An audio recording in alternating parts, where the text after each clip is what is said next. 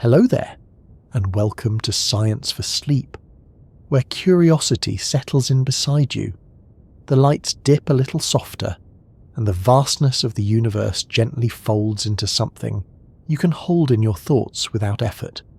Tonight we're wandering into a part of the cosmos that doesn't make much noise on its own, yet carries an intensity so extraordinary that astronomers had to double-check the data again and again just to believe what they were seeing. Somewhere billions of light years away, far beyond the comfortable swirl of our Milky Way, there is a place so extreme, so energetic and so strangely alive with activity that it earned a name fitting for something that rises out of darkness and seems impossible even as it exists: the Phoenix Cluster. The most powerful galaxy cluster ever observed, a region where matter collapses, heats, cools, explodes with star formation, and challenges what scientists thought galaxy clusters were even capable of. This isn't the kind of object you stumble across casually. It's the sort of discovery that appears only after years of observing faint signals, comparing notes across telescopes, and wondering whether the universe was trying to say, here is something you didn't expect, and it really is unexpected. Most clusters of galaxies settle into a kind of quiet routine after billions of years. They gather their mass, let their central black holes regulate temperatures through jets and outflows, and drift along in cosmic time. The Phoenix Cluster does none of that gently. It radiates more energy than any cluster like it, forms stars at a pace that seems far too fast, and holds a black hole that behaves like a furnace refusing to shut down, even when gravity and cooling gas start tugging it in conflicting directions. It is, in every measurable way, far more extreme than the clusters that usually populate the catalogues of astronomers. So while we settle into this slow journey together, I'm curious. Where in the world are you listening from tonight, and what time is it in your own small corner of the universe? There's something comforting about asking that during a story like this. The Phoenix Cluster exists on scales so large and so distant that even the time zones we live in feel like tiny ripples by comparison. And yet, those ripples still matter because you're here now, listening to something that travelled across billions of years just to reach us. Light left this cluster long before humans invented words for fire, before oceans found their shapes, before the Earth became what it is today. And now a quiet voice is guiding you toward it. It's a cozy thought, in its own strange way. If this slow drift into cosmic wonder feels soothing or gives you a moment to unwind, I'd be grateful if you tapped like or subscribed or did any of those small gestures that help this space remain calm, steady, and growing at its own peaceful pace. It helps others find their way here too, especially those who need something gentle to lean into at the end of a long day. And you deserve that gentleness. You've reached this moment for a reason, and even if that reason is simply to rest, that's more than enough. As we ease forward, imagine the universe stretching out quietly ahead. Not abstractly, not in a way that feels distant or too large to picture, but as a familiar darkness that holds more structure than you might expect. The Phoenix Cluster sits inside that darkness like a beacon, but not a bright one. Not something that would catch your eye the way a star does. Galaxy clusters don't shine with a single glow. They are built from hundreds or thousands of galaxies, each carrying billions of stars all bound together by gravity. Between them lies a superheated sea of plasma known as intra-cluster gas, drifting across distances larger than our entire galaxies. And somewhere in the middle of it all lies a giant elliptical galaxy that serves as the gravitational anchor for everything else. In the Phoenix Cluster, this central region behaves in ways that forced astronomers to rethink what cooling gas, black holes, and star formation can actually do when pushed to their limits. But maybe before we reach that centre, it helps to settle into the scale of things. Galaxy clusters are among the largest structures in the universe held together by gravity. They aren't just crowded pockets of stars. They are cosmic cities built on scales so grand that individual galaxies become like neighbourhoods, and the space between those galaxies becomes almost like the atmosphere of that city, filled with gas millions of degrees hot. And inside that atmosphere, strange interactions happen. Shock waves ripple across enormous volumes. Magnetic fields twist through plasma. Black holes launch narrow jets that travel tens of thousands of light years. It's a place where physics expresses itself in vast sweeping motions that keep unfolding even now. The Phoenix cluster doesn't simply participate in these motions, it amplifies them. When astronomers first measured what was happening inside this cluster, they realized something wasn't lining up with expectations. Clusters typically rely on their central black holes to regulate cooling. Gas falling inward should heat up. Energy from black hole jets should prevent too much condensation, and star formation should remain modest, because hot gas makes it difficult for stars to form quickly. But Phoenix defied all of that. Its gas cooled far faster than models predicted. Its central black hole showed signs of fierce activity alongside a runaway cascade of cold gas falling inward. And instead of forming stars at a slow pace, the cluster was creating new stars at a rate more typical of galaxies in the early universe. It was as if Phoenix had refused to age properly, choosing instead to behave like a young, rapidly forming object, even though it had existed for billions of years. This is where the story begins to pull us deeper, because understanding Phoenix means understanding how unusual it is for a cluster of this age and size to be so active. Typical clusters settle into equilibrium. Phoenix seems locked in a struggle between cooling and heating, between collapse and expansion, between gravity pulling inward and energy pushing outward. And this tension has created one of the most fascinating objects astronomers have ever studied. It's almost like listening to a symphony that should be softening with time, only to discover that instead of fading into a calm final note, it suddenly erupts into something louder, brighter, and more dramatic. The more astronomers examined it, the more complex it became. Observations in X-rays, optical light, infrared wavelengths, and radio signals all painted a picture of a cluster that refuses to behave. Hot gas in Phoenix is cooling at a rate hundreds of times faster than in comparable clusters. That cooling should feed the central black hole efficiently, creating feedback that suppresses star formation. But here, both processes seem to be happening at once. The black hole is extremely active, yet star formation is still exploding throughout the central galaxy. It's a contradiction that shouldn't be possible based on earlier models. As we meander through this thought, it becomes clear why Phoenix earned its name. Not because it burns with fire in a literal sense, but because it rises out of the expected pattern of cosmic evolution and creates something new. It's a place where the rules bend without breaking, where energy and matter coexist in states we didn't anticipate, and where the universe reveals that there are always exceptions hiding in the dark.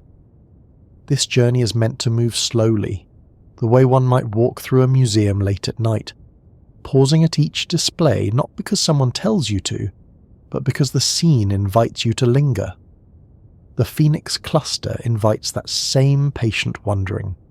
It isn't something you can understand through a single glance. Its behavior unfolds across billions of years, and the light carrying its story spent those billions of years crossing expanding space before finally reaching the detectors that announced its existence to us. If you imagine that light travelling, picture it not as a beam rushing forward, but as something persistent that moves at its own timeless pace, crossing voids larger than anything we can easily grasp. It leaves a cluster where gas churns, galaxies collide, and matter sinks inward. It passes through regions of space almost entirely empty.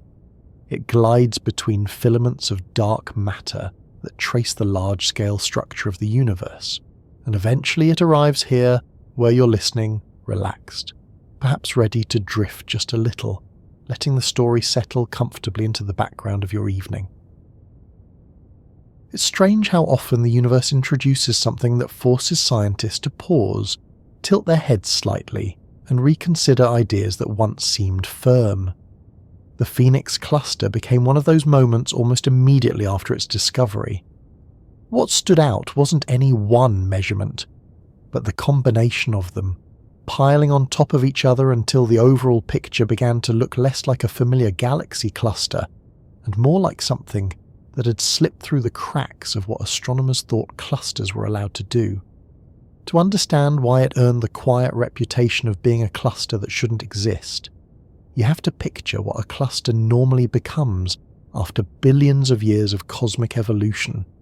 They're supposed to settle into a kind of slow rhythm, a balanced exchange between cooling gas drifting inward and heat from the central black hole pushing outward to prevent that cooling from going too far. Yet Phoenix behaves as though the universe forgot to give it those instructions. When astronomers first pointed their instruments at this region, expectations were low. Most clusters observed at that distance follow a familiar pattern. They shine brightly in X-rays because of the hot gas that fills the space between their galaxies, and they usually show the subtle signs of a system that has long since stabilized. The pressure, temperature and structure fall into ranges that are easy to categorize, but Phoenix didn't settle neatly into that pattern.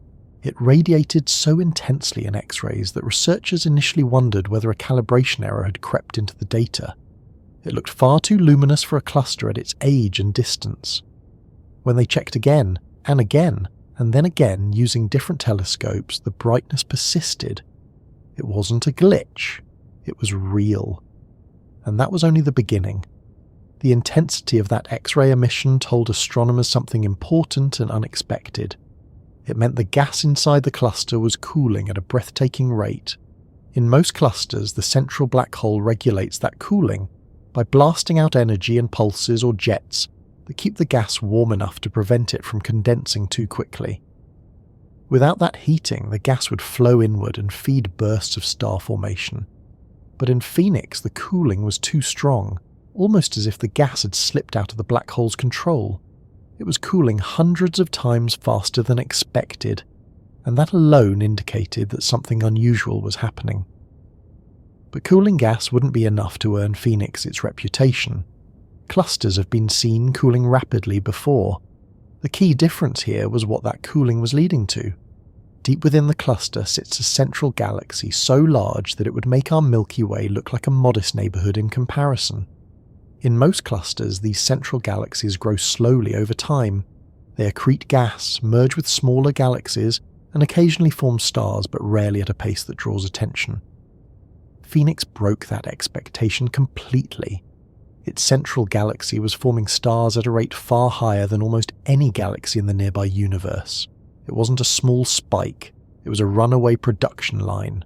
Hundreds of solar masses per year were turning into new stars, an activity level normally associated with galaxies that existed when the universe was young and chaotic. This cluster was more mature than that.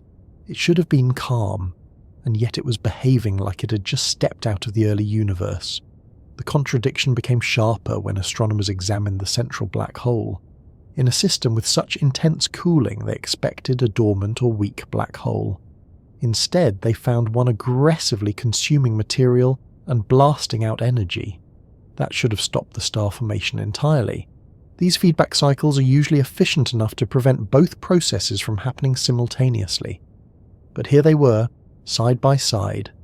The black hole was active at a level that should have suppressed the cooling, and yet the gas continued to flow inward, feeding starbirth at a rate that shouldn't have been possible. It was like watching a fire burn inside a freezer without either side interfering with the other. This mismatch is what made astronomers uneasy in the best scientific way.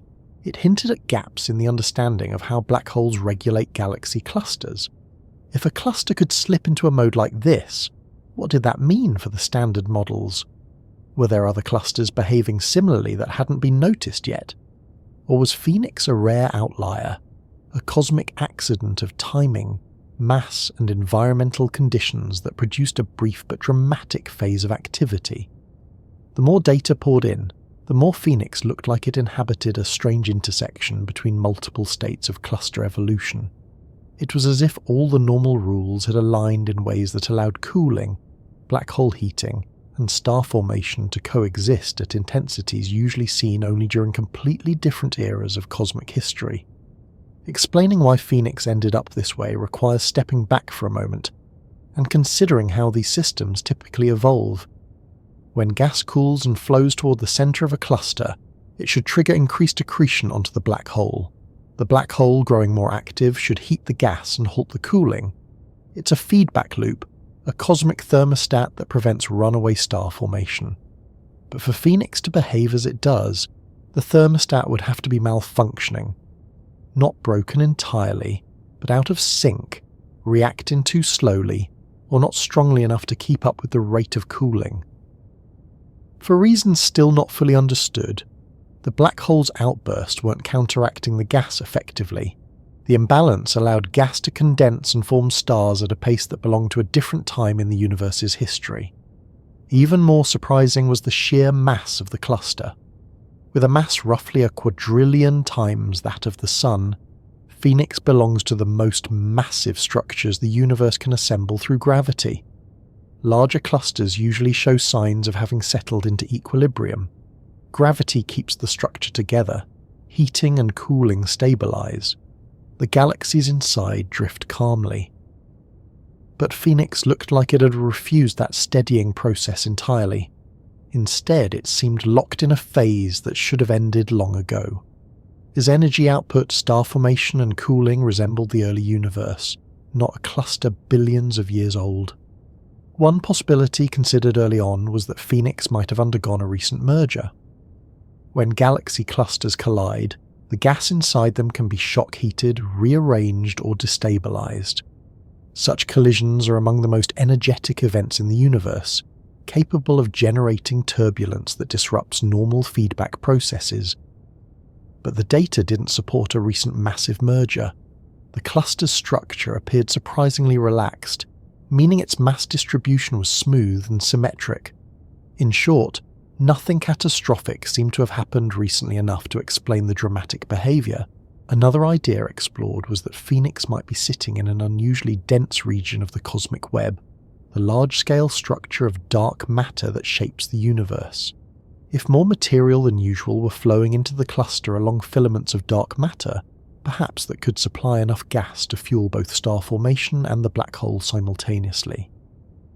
There is some evidence to suggest that Phoenix may indeed reside in a region of abundant inflow, but even that doesn't fully account for the extreme cooling rates. The numbers still push the limits of what models predicted. As observations improved, scientists began to recognize just how delicate the situation was. If the black hole increased its output even slightly, the star formation could slow to a halt. If the cooling grew even faster, the central region could collapse dramatically. Phoenix seemed perched on an unstable ridge between two opposing forces, yet it remained balanced enough to sustain this unusual state for at least tens of millions of years. That balance is what made the system so intriguing. It wasn't breaking the laws of physics, but it was stretching them toward their edges. Many clusters in the universe follow predictable evolutionary paths. Phoenix forced astronomers to reconsider those paths, or at least acknowledge that alternative routes exist. It highlighted that massive structures can behave differently under certain conditions, and it raised the possibility that our sample of clusters might be biased toward the quieter ones, simply because they're easier to detect and classify. Phoenix, in contrast, announced itself loudly through its X-ray brightness, its star formation rate, and its active black hole. The more the cluster was studied, the more it became clear this wasn't just an outlier to be noted and moved past. It was a reminder that the universe still contained states and behaviours that slip past our expectations. Phoenix brought attention to gaps in understanding about how cooling flows interact with black holes and how extreme environments shape galaxy evolution.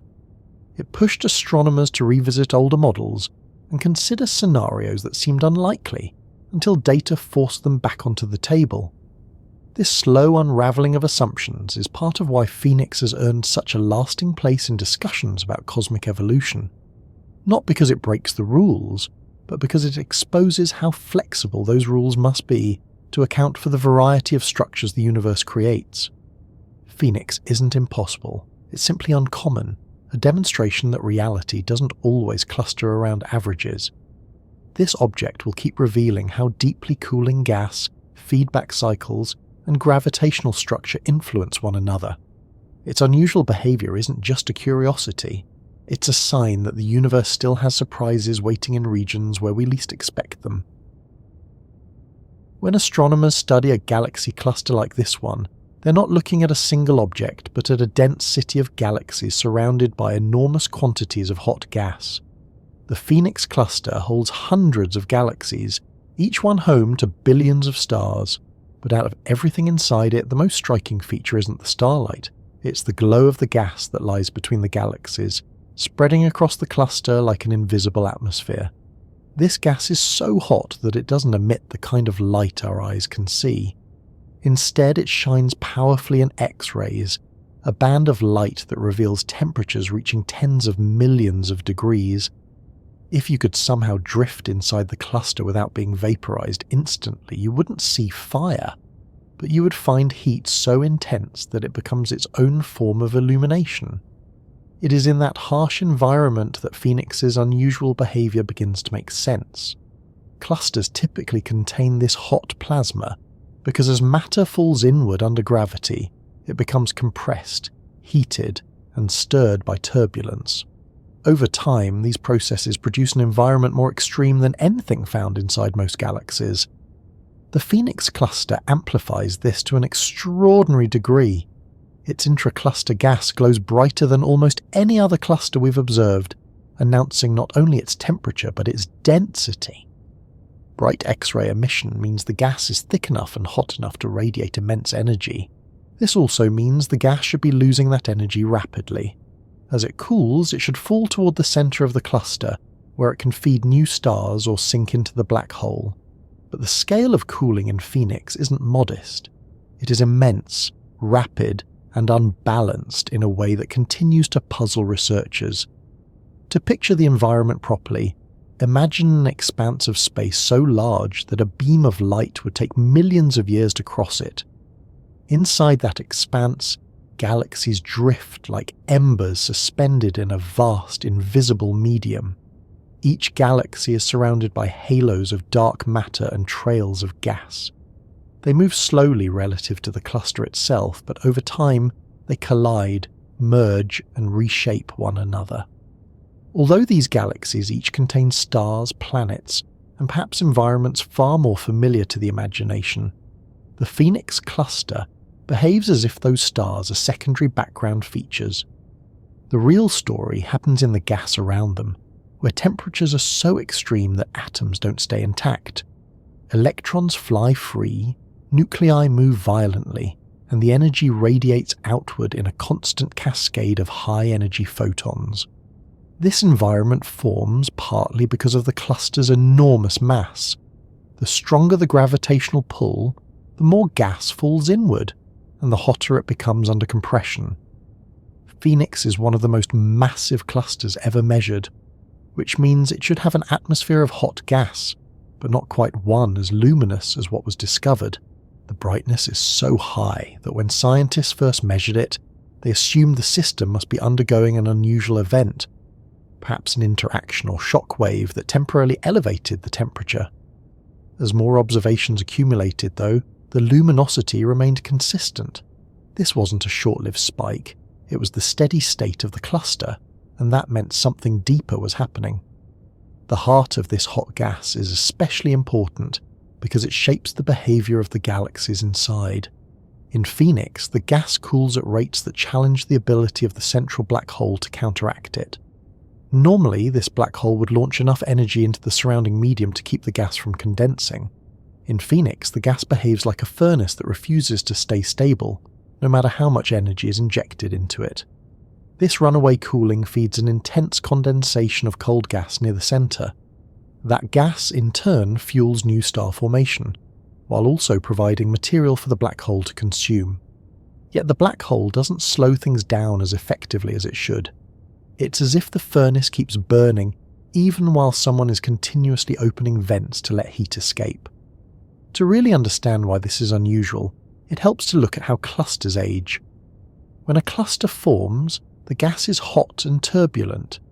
Black holes inside member galaxies are often active, especially if they are receiving fresh material. Over billions of years, cooling eventually slows, the black holes regulate themselves, and star formation becomes moderate. But Phoenix behaves as though it skipped that entire stage of settling. The gas isn't easing into equilibrium, it's cycling rapidly between heating and cooling in a way that suggests tension between competing processes. And even though this tension might appear chaotic, the cluster maintains a relatively smooth shape. That smoothness means the cluster is dynamically relaxed. It isn't currently being torn apart by collisions, it's stable, structured, and extremely energetic all at once. The galaxies themselves add more layers to the system. Many of them follow normal evolutionary patterns, with stars aging and orbiting calmly. But those inside the central region sit inside dense streams of cooling gas, which encourages unusually rapid star formation. This is where Phoenix begins to look even more like a furnace. The amount of cold gas forming in the core is enormous. It collects into clumps, filaments, and flows that move inward from the surrounding hot medium. These flows act like fuel lines connecting the outer atmosphere to the central galaxy. The result is a star formation rate that rivals some of the most active galaxies ever detected, even those that existed when the universe was much younger. The core of Phoenix behaves almost like a star-forming factory, glowing in ultraviolet and infrared emissions that indicate the presence of new stars being born at an exceptional pace. Usually, when so much star formation happens, something interrupts it. The central black hole should be blasting out jets or winds strong enough to push the gas outward, preventing it from cooling too quickly. But in Phoenix, the balance is off. The feedback from the black hole isn't stopping the gas, it's only slowing it down slightly. This creates an odd mix of conditions. The black hole is active, releasing vast amounts of energy, but the gas is still cooling faster than the energy can counteract. Many researchers describe the situation as a feedback cycle that has fallen behind, as if the black hole is always responding a little too late to regulate the environment fully. The term furnace might bring to mind fire, but here it refers to a continuous exchange of heat, energy, and motion. This is not a short-lived moment. The cluster is sustaining this extreme state over significant timescales, meaning some stable mechanism must be supporting the structure even while it behaves in ways that challenge expectations.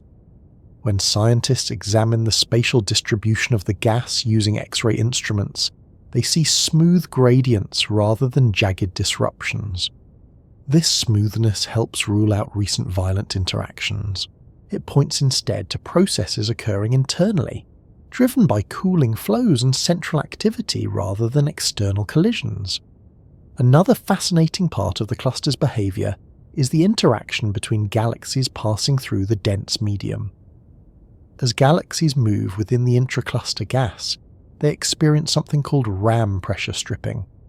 The gas pushes against them, removing some of the gas inside the galaxies themselves. This can limit star formation in smaller galaxies, but it also adds material to the cluster's overall reservoir. In Phoenix, the density of the gas means this stripping process may contribute significantly to the central flows. Galaxies moving through this environment lose gas quickly, feeding the larger structure instead of building their own stars.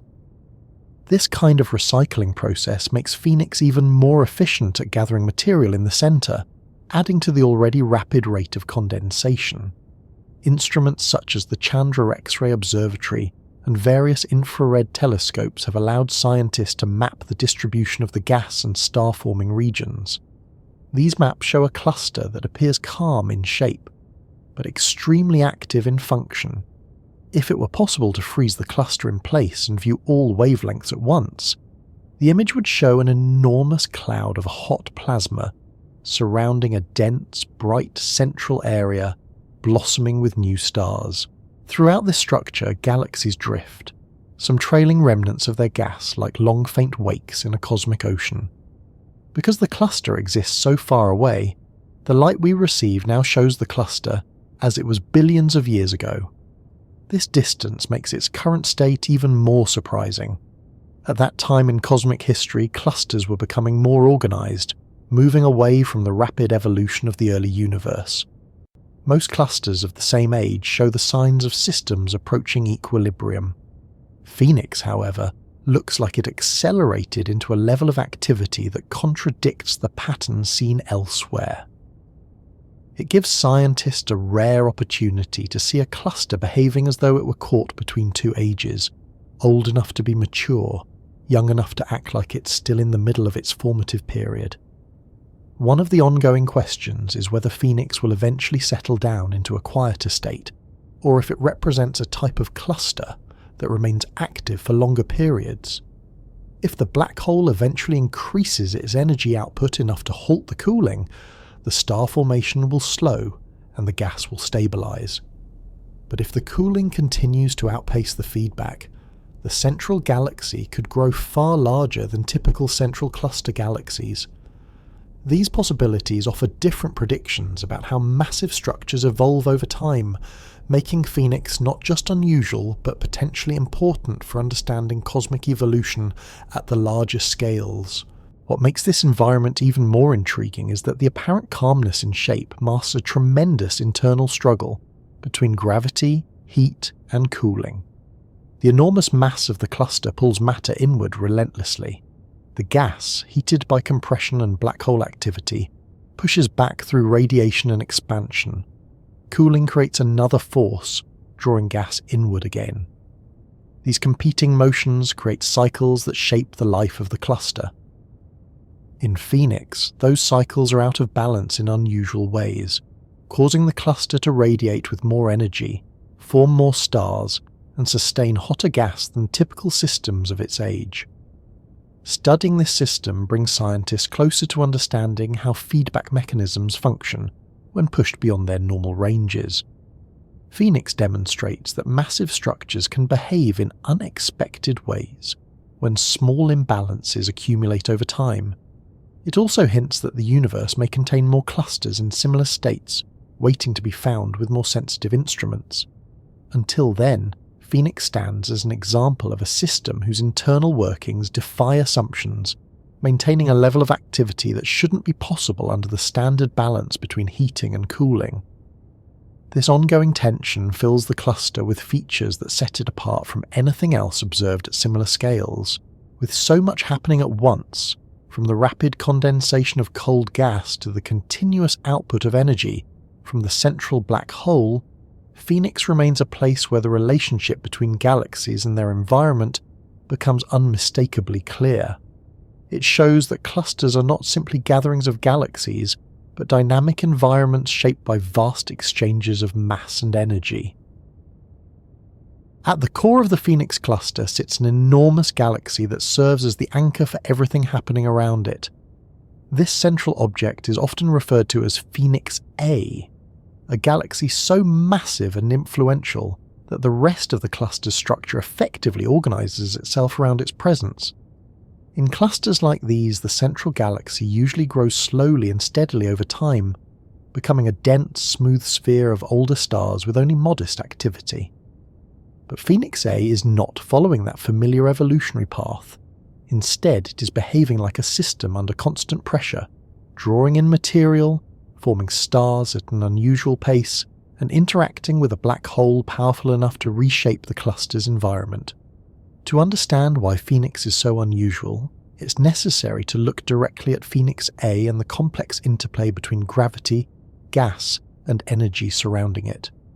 Phoenix A is what astronomers call a brightest cluster galaxy, the kind that dominates the centre of a galaxy cluster through sheer mass. These galaxies are generally old, quiet, and stable.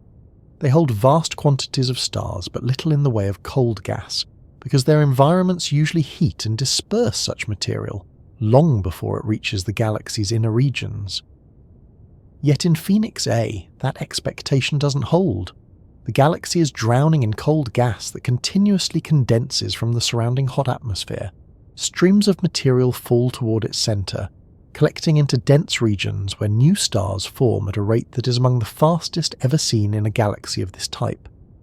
What should be a calm, aging system instead resembles a vibrant, high-pressure environment with multiple processes competing for dominance. This exceptional level of activity is closely tied to the presence of an enormous black hole at the centre of Phoenix A. Nearly every large galaxy contains a supermassive black hole, but the one inside Phoenix A behaves more like a high-powered engine than a passive gravitational anchor. It consumes in falling gas and releases energy in the process, shaping much of what happens around it. The black hole's activity is so strong that it influences the temperature, pressure, and motion of the entire central region of the cluster. It produces powerful jets, radiates energy across different wavelengths, and carves out cavities in the intracluster gas. These cavities, or bubbles, form when the black hole ejects energy so forcefully that it pushes the hot gas aside, creating low-density pockets that rise through the cluster like bubbles in boiling water. In most clusters, this feedback mechanism prevents gas from cooling too quickly. But in Phoenix A, the black hole's feedback appears mismatched to the rate at which gas is condensing. The sheer volume of cooling gas overwhelms the stabilizing effects of the feedback, allowing cold material to accumulate faster than the black hole can respond. This imbalance is at the heart of why Phoenix behaves so differently. The black hole is powerful, but the amount of cooling happening around it is even more substantial. It's as if the black hole is trying to hold back a river with a series of barriers that keep shifting out of alignment.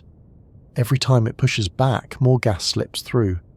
The amount of cold gas gathering in Phoenix A is enormous compared to what is seen in typical cluster centers. Observations show long filaments stretching tens of thousands of light years, tracing the paths the gas follows as it falls inward. These filaments are dense enough to collapse under their own gravity, forming stars or feeding the growing reservoir around the black hole. Their structure suggests they were once part of the cluster's hot atmosphere, before cooling rapidly and condensing into elongated rope-like strands. This level of condensation is rare and highlights the extreme efficiency of cooling in Phoenix. Star formation inside Phoenix A reflects this abundance. The galaxy is producing new stars at a rate far beyond what is expected for a brightest cluster galaxy. Usually, the central galaxies and clusters form only a handful of new stars each year, if any at all. Phoenix A, however, is creating hundreds of solar masses of stars annually. This puts it in the category of what astronomers call starburst galaxies, despite being located in an environment where starbursts should be suppressed by heating from the central black hole. The fact that both phenomena coexist, strong black hole activity and intense star formation, is at the core of the puzzle. The black hole at the centre of Phoenix A is also growing rapidly. It pulls in matter from the surrounding regions, adding to its mass and increasing its energy output. But even as the black hole grows, its feedback remains insufficient to halt the cooling. This suggests that Phoenix A exists in a temporary but remarkable state, where cooling dominates heating. If this balance were to shift, the galaxy could evolve dramatically. Increased black hole activity could eventually stop the condensation, shutting down star formation and stabilizing the cluster. Or cooling could continue outpacing feedback, leading to further growth of the central galaxy and potentially transforming Phoenix A into one of the most massive galaxies ever formed. When astronomers map the inner regions of Phoenix A at different wavelengths, they see a complex interplay of features that reveal just how dynamic the system is. X-ray images show the cavities carved by the black hole's outflows. Infrared observations trace the glow of new stars forming in dusty regions. Optical and ultraviolet data highlight the filaments of cold gas weaving through the galaxy's halo. Each wavelength provides a snapshot of a different part of the system, and together they form a detailed picture of a galaxy locked in a rapid cycle of transformation. The jets launched by the black hole extend outward into the cluster's atmosphere, injecting energy that stirs the gas and creates turbulence. This turbulence can help slow cooling by distributing heat, but in Phoenix, it's not enough. In some simulations, researchers have attempted to reproduce the conditions of Phoenix A by adjusting the strength of the feedback or the rate of cooling. Many of these simulations show that systems like Phoenix A exist only briefly, because the feedback typically strengthens enough to stop the cooling before too much cold gas accumulates. That makes the observed state of Phoenix A even more remarkable, suggesting that astronomers are witnessing the cluster at a rare point in time when cooling has surged ahead of regulation.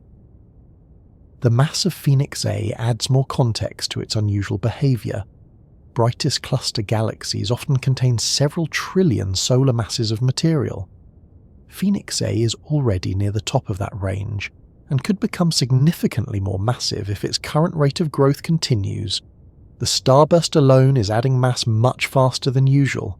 If the black hole also continues to grow at its current pace, the combined growth of both components could reshape the structure of the central region.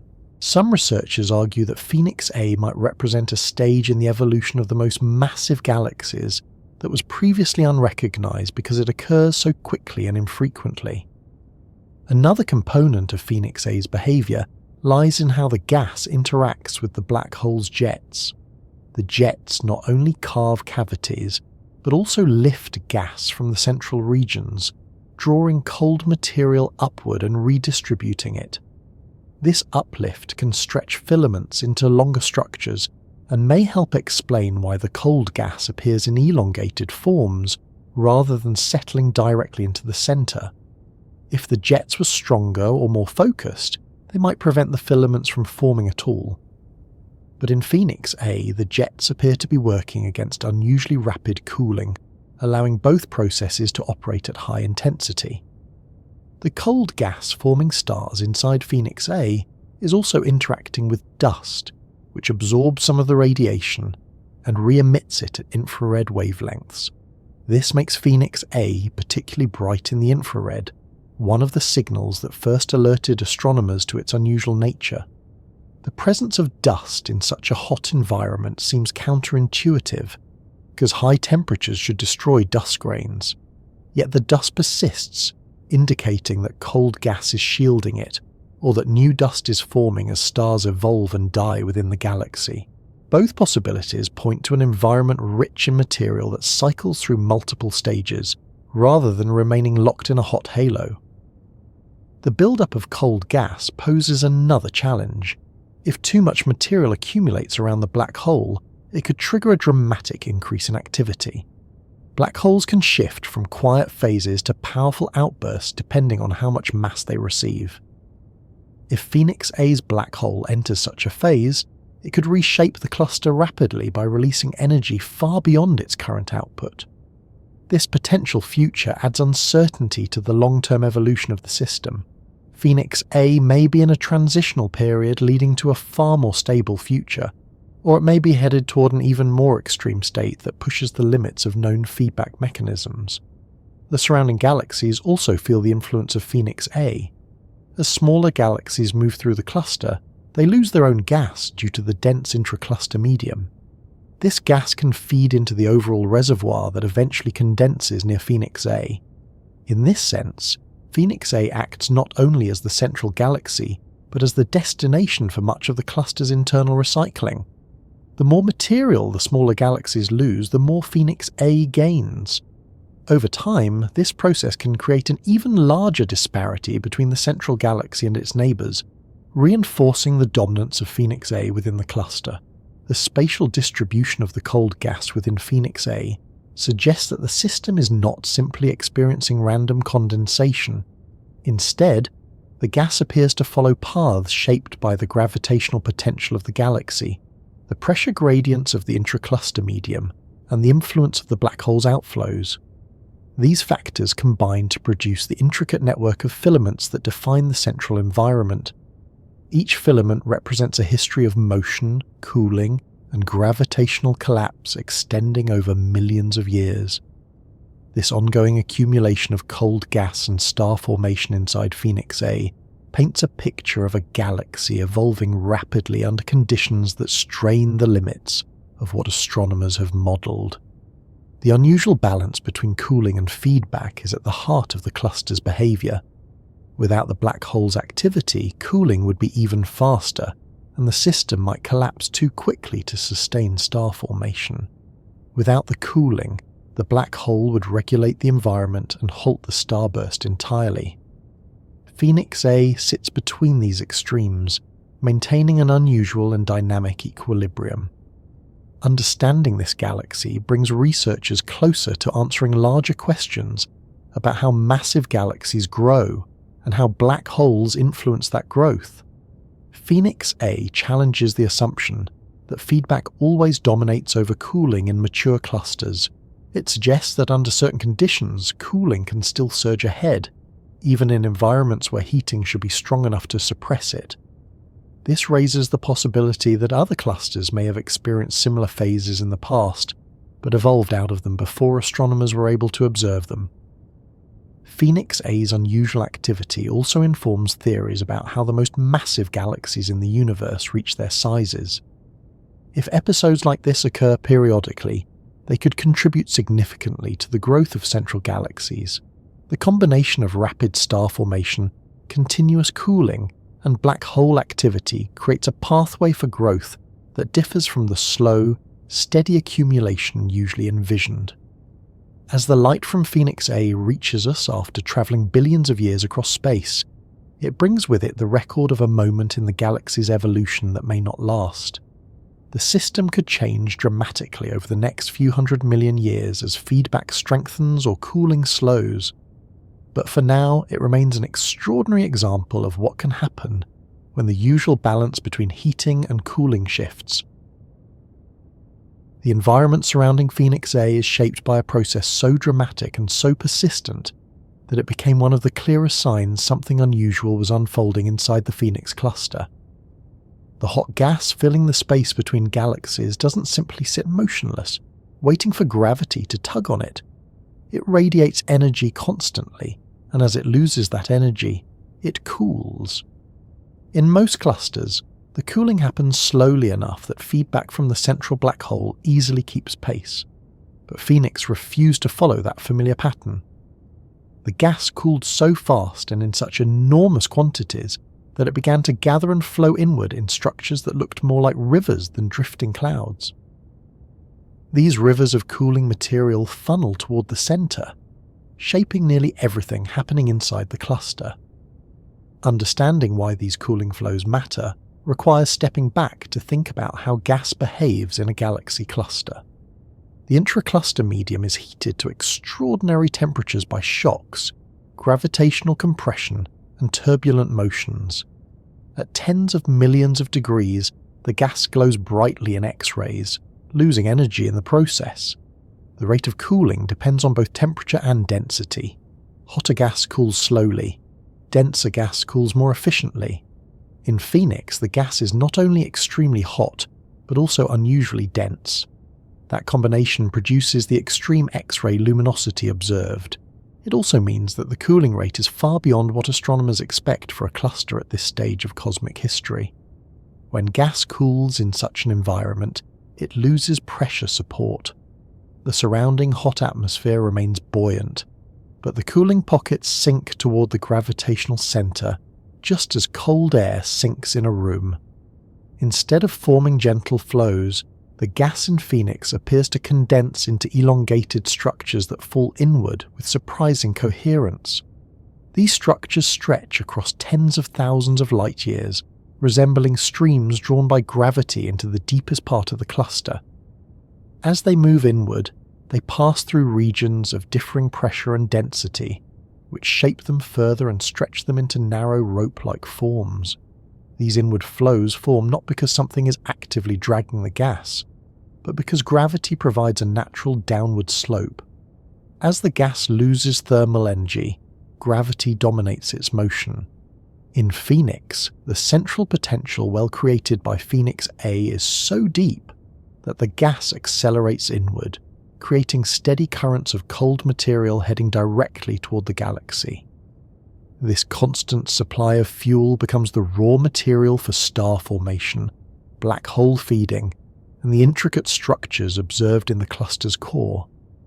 One of the most striking features revealed by observations is how organised these flows appear, despite being surrounded by a chaotic, high-temperature environment.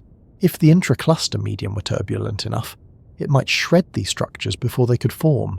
But in Phoenix, the gas seems to cool faster than turbulence can disrupt it. This allows filaments to survive long enough to reach the central regions.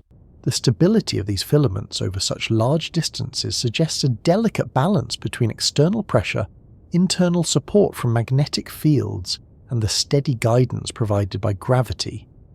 The cold gas within the filaments is far denser than the surrounding medium. As a result, it can collapse under its own gravity, forming stars in localized pockets. Many of the young stars forming inside Phoenix A trace their origins to these flows. The filaments act as delivery channels, carrying the materials that eventually ignite new stars. In this sense, Phoenix A is not simply forming stars from an internal reservoir. It is continually supplied by the vast network of cooling gas surrounding it. The system behaves more like a city fueled by constant shipments of raw materials rather than a structure relying solely on local resources. The sheer rate of cooling in Phoenix has profound implications for the cluster's future. If the gas continues condensing at this pace, the central galaxy could accumulate more mass than any known galaxy. But cooling cannot continue unchecked indefinitely. Either the black hole's feedback must eventually catch up, or the gas supply must diminish. The challenge for researchers is to understand why the feedback is currently insufficient. One possibility is that the black hole is active but not producing outflows in the right direction, or with the right structure to suppress cooling. Another is that the gas density is so high that even a powerful outflow cannot disrupt the condensing regions efficiently. These cooling rivers also shape the appearance of the cluster in different wavelengths. Ultraviolet images show bright knots where young stars are forming along the filaments. Infrared data reveal dust mixed with the cold gas, re-radiating light absorbed from nearby stars. Optical observations pick out the faint thread-like structures weaving around the central regions. Each filament serves as a record of the gas's journey from the hot outer atmosphere inward to the cooling core. The formation of these structures is not instantaneous. It unfolds over tens of millions of years.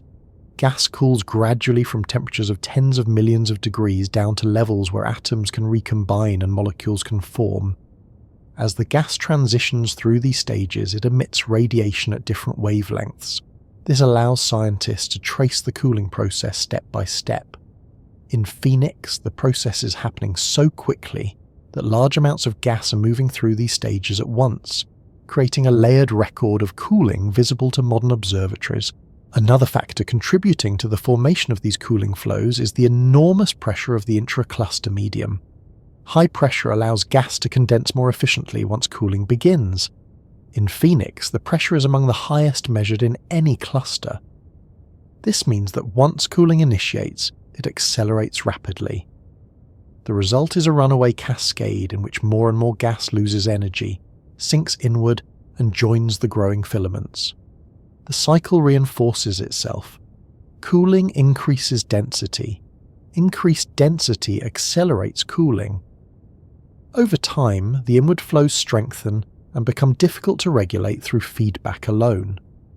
The presence of cavities carved by the black hole's jets adds additional complexity.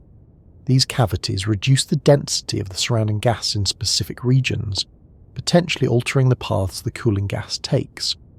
Cold filaments sometimes appear adjacent to the cavities, suggesting that the jets lift gas from the centre and allow it to cool as it rises. Once the lifted gas cools sufficiently, it becomes heavier than the surrounding atmosphere and falls back toward the centre, creating extended loops and arcs of cold material. This cycle of uplift and fallback contributes to the intricate patterns observed. Simulations of cluster environments show that such cycles are possible, but they require conditions that push the limits of typical feedback models. In most simulations, powerful black hole jets disrupt cooling so thoroughly that filaments never form on this scale. But Phoenix indicates that cooling can sometimes outpace disruption. forming long-lasting structures even in the presence of significant feedback. This suggests that the physical conditions inside Phoenix may occupy a narrow and unusual region of parameter space, one where the balance between heating and cooling tips toward condensation rather than suppression. The velocity of the cooling flows inside Phoenix is also noteworthy. Measurements of the gas indicate that it moves inward at significant speeds, shaped by the gravitational potential of the central galaxy and the pressure gradients within the cluster. The flows don't simply drift, they fall, and that falling motion influences how they interact with the hot gas around them. As they move inward, they can create wakes, turbulence, and small shock fronts that alter the environment further. These features provide clues about the flow's structure and the forces shaping it. As the gas descends, it reaches regions where it can transition from ionized plasma to atomic gas, and eventually to molecular clouds. This final step is crucial because molecular clouds are the birthplace of stars.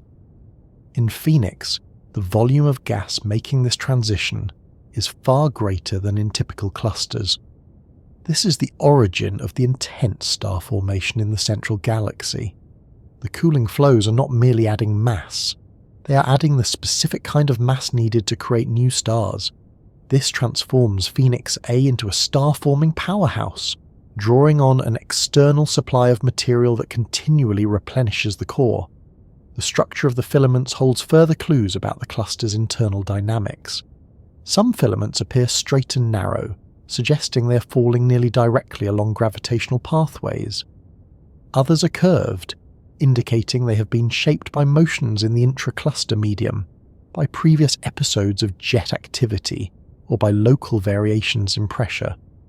The diversity of shapes points to a dynamic history in which multiple processes have acted on the gas over time. The cluster is not static. It evolves through cycles of heating, cooling, uplift, and fallback, each leaving its imprint on the structure of the gas. Another aspect of these cooling flows is their potential impact on the black hole's future activity. If too much gas reaches the galaxy's centre, the black hole may enter a new phase of growth. Such growth could trigger stronger feedback, reshaping the cluster rapidly. But the timing of such a shift is uncertain. The imbalance between cooling and feedback in Phoenix could persist for millions of years before tipping into a new regime. In the meantime, the rivers of cooling gas continue to feed the starburst and maintain the cluster's high luminosity. The flows also influence the chemical composition of the cluster. As stars form and evolve, they create heavier elements that enrich the surrounding gas. This enriched gas can mix into the intra-cluster medium, altering its composition over time. In Phoenix, the rapid formation of stars could accelerate this enrichment process. Observations already show that parts of the cluster contain elevated levels of certain elements, suggesting that the cooling flows are contributing to a feedback loop not just of energy, but of chemical content as well. Studying these flows provides insight into how massive structures assemble and evolve. Clusters like Phoenix represent the largest gravitationally bound systems in the universe. Understanding how gas cools, condenses, and forms stars inside them helps refine models of cosmic evolution. Phoenix demonstrates that clusters can experience periods of unusually intense activity even after billions of years. It challenges the assumption that such extreme phases occur only in the early universe. The rapid cooling inside the Phoenix cluster naturally leads to a question that scientists confronted almost immediately after measuring its unusual properties. What happens to all that cold gas once it reaches the central regions? Gas that cools enough to condense will eventually collapse into clouds dense enough to form stars. In most massive clusters, this process is slow, modest, and restricted by the heating effects of the central black hole. But Phoenix is not behaving like most clusters. Instead, it is producing stars at a rate that places it among the most active star-forming systems ever detected in the nearby universe. This level of star formation is not subtle. It is a defining feature of the cluster, one that outshines entire galaxies and forces astronomers to rethink what massive clusters are capable of sustaining. The central galaxy, Phoenix A, is where this activity is concentrated. It is forming hundreds of solar masses of stars every year. To put that into perspective, the Milky Way produces only a few solar masses per year. Even galaxies undergoing strong bursts of star formation rarely exceed tens of solar masses annually. Phoenix A surpasses those rates by a wide margin, building stars so quickly that it rivals galaxies in the early universe, when matter was abundant and cooling was more efficient. But here, the activity is happening much later in cosmic history, in a system that should have slowed down long ago. The reason for this starburst is the enormous amount of cold gas pouring into Phoenix A. Cooling flows deposit vast quantities of material into the galaxy's core, providing a fuel supply that would overwhelm almost any other system. Starburst galaxies typically rely on either mergers or inflows of fresh gas to trigger such high rates of star formation. Phoenix A relies instead on the cluster's own cooling, a built-in supply mechanism that operates continuously. As the gas cools, it forms molecular clouds that collapse under their own weight. These clouds fragment into smaller pieces, each becoming a star-forming region. The sheer volume of material makes it possible for many such regions to form at once, creating a large-scale burst rather than isolated pockets of activity. One of the more surprising aspects of the starburst is that it coexists with strong black hole activity. Usually, when the central black hole of a galaxy becomes active, it regulates or suppresses star formation by heating the surrounding gas. Yet, in Phoenix A, the cooling is so fast that it outpaces the black hole's attempts to halt it. This produces an unusual environment where both processes operate simultaneously. The black hole injects energy into the gas, heating parts of it and creating cavities in the intracluster medium. At the same time, cooling continues around these cavities, forming filaments that funnel material toward the center. The result is a system with high energy outflows and high density inflows happening side by side. This dual activity sustains star formation at a level typically seen only under very different cosmic conditions. Observations of Phoenix A across different wavelengths reveal the complexity of the starburst. Infrared data highlight the presence of warm dust illuminated by newly formed stars. Dust absorbs ultraviolet and optical light from young stars and re-emits it in the infrared, producing a strong signal that helps astronomers estimate the star formation rate. In Phoenix A, this infrared emission is intense, confirming that the dust is being heated by a substantial population of newly formed stars. Ultraviolet observations show the direct light from the youngest and hottest stars, which appear concentrated in regions where cold gas is densest. Optical images trace the structure of the filaments and the distribution of older stars, providing a framework for understanding how the new stars fit within the broader structure of the galaxy. The distribution of star formation inside Phoenix A is not uniform. It follows the paths of the cooling filaments. In some clusters, star formation is concentrated near the very center, forming a compact region of young stars around the black hole. In Phoenix, the starburst extends along the filaments themselves, creating elongated regions of activity. These threads of star formation mirror the structure of the cooling gas, suggesting that stars are forming directly within the infalling material rather than waiting to reach the central reservoir before collapsing. This pattern provides a clear link between the cooling flows and the starburst. The inflowing gas cools, condenses into filaments, and collapses into stars as it travels inward. It is not just feeding the galaxy, it is building it on the way. This raises an important point about the long-term evolution of Phoenix A. If the star formation continues at this rate, the galaxy could experience rapid growth in mass. Over hundreds of millions of years, it could accumulate enough stars to become significantly more massive than typical central galaxies and clusters. Researchers estimate that if the current rate of star formation persisted, Phoenix A could double its stellar mass in a relatively short cosmic time frame. However, This scenario depends on how long the cooling flows continue at their current pace. The starburst could slow dramatically if the black hole eventually produces a sufficiently strong outburst to halt the cooling. For now, though, the system remains in an unusually active state. Another interesting aspect of the starburst is the efficiency of star formation in Phoenix A. Not all the cooling gas becomes stars. Some of it is consumed by the black hole, while some may be heated or disrupted before it can collapse. However, the fraction of gas that does form stars is much higher than expected for a typical cluster. In most clusters, only a small portion of cooling gas makes it into stars. Feedback prevents most of it from condensing fully. In Phoenix, feedback is failing to prevent condensation, allowing a much larger fraction of the cooling gas to form stars. This high efficiency contributes to the exceptional scale of the starburst. The presence of dust within the intense intracluster environment adds another layer of complexity. Dust grains can be destroyed by high temperatures and energetic radiation. Yet Phoenix A contains enough dust to produce strong infrared emission. This suggests that the dust is either well shielded within dense regions or is continually replenished by the deaths of massive stars formed during the ongoing starburst. Each generation of stars injects new material into the galaxy, enriching the environment with heavier elements. Over time, this enrichment can alter the cooling properties of the gas, making the starburst even more efficient. The cycle of formation and enrichment may contribute to the sustained high rate of star formation.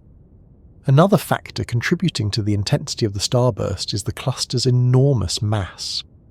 The gravitational pull of the cluster draws gas inward from large distances.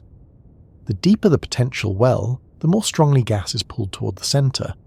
In Phoenix, this gravitational pull is exceptionally strong. It accelerates the cooling flows and enhances the collapse of gas into the central galaxy. This gravitational influence is one of the reasons why the starburst is so massive. The cluster's structure funnels material inward efficiently, supporting the rapid buildup of cold gas. The age of the universe at the time we observe Phoenix also plays a role. The cluster is seen as it was billions of years ago, but still long after the era when extreme starbursts were common. The fact that such a powerful starburst is occurring at this point in cosmic history is part of what makes Phoenix unusual. It implies that the physical conditions for extreme star formation can arise later than expected under certain circumstances. Understanding those circumstances could help astronomers identify similar clusters or predict where they might exist. The distribution of star ages within Phoenix A provides further insight into how long the starburst has been ongoing. By analysing the light from different regions, researchers can estimate when the stars formed. The mixture of young and moderately aged stars suggests that the starburst didn't begin suddenly. It likely built up over time as cooling rates increased, and the black hole failed to regulate them effectively. This gradual build-up may explain why the cluster reached such an extreme state before feedback responded effectively. The system may have slipped into a regime where cooling accelerated faster than feedback could compensate, allowing the starburst to reach its current scale. In addition to forming stars, the cooling gas shapes the galaxy's structure. New stars form in clusters and associations that follow the paths of the filaments. These stars add mass to the central galaxy in patterns that reflect the geometry of the cooling flows. Over time, the distribution of stars can alter the gravitational potential of the galaxy, affecting how future gas flows behave. The interplay between new stars, cooling gas, and black hole activity creates a feedback loop that continually reshapes the core of the cluster. One of the open questions about Phoenix A is how long the starburst can last.